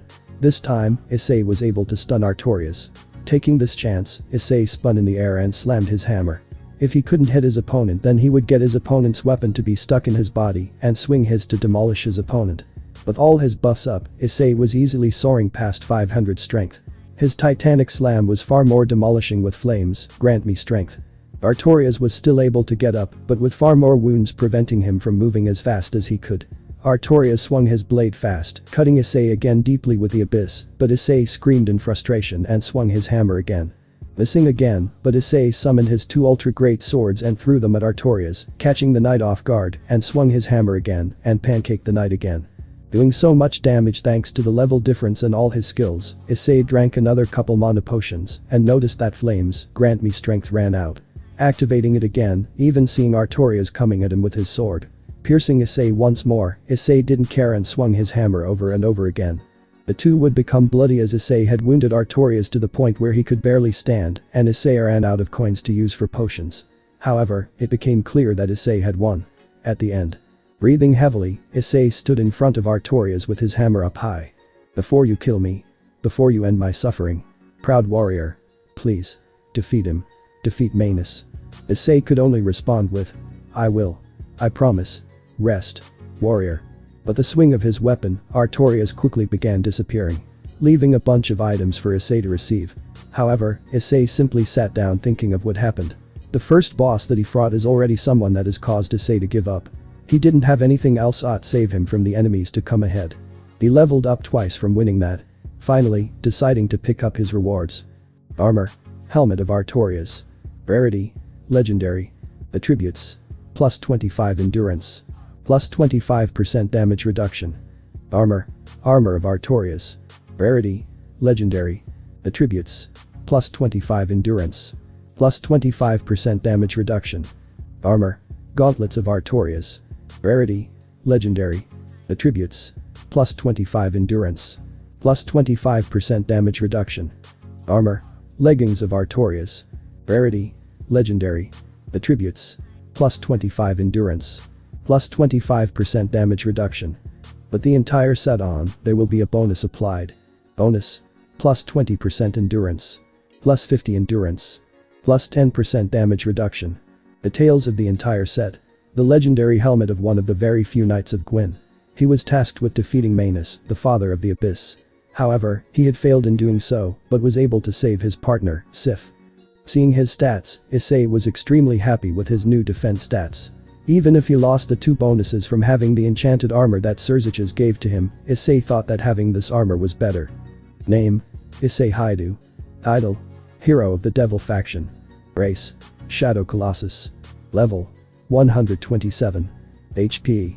23,468 127,300 MP. 4,740 seconds. 5. STR. 262.8, plus 102. AGL. 153.4, minus 5. End. 359.24, plus 150. Int. 156.5, minus 8. Bonus. Plus 140% damage reduction. Plus 20% pierce damage. Skills. Crystallized frame. Titanic smash. Chaotic manipulation. Overcharged. Issei's damage reduction was so high that the only way for him to begin taking damage is if he was to be attacked by someone who's 5 levels above him. Combine his skills, Issei was basically only going to be beaten by someone who's nearly 7 levels or above him. That's it guys. Until the author add more chapters. Take care.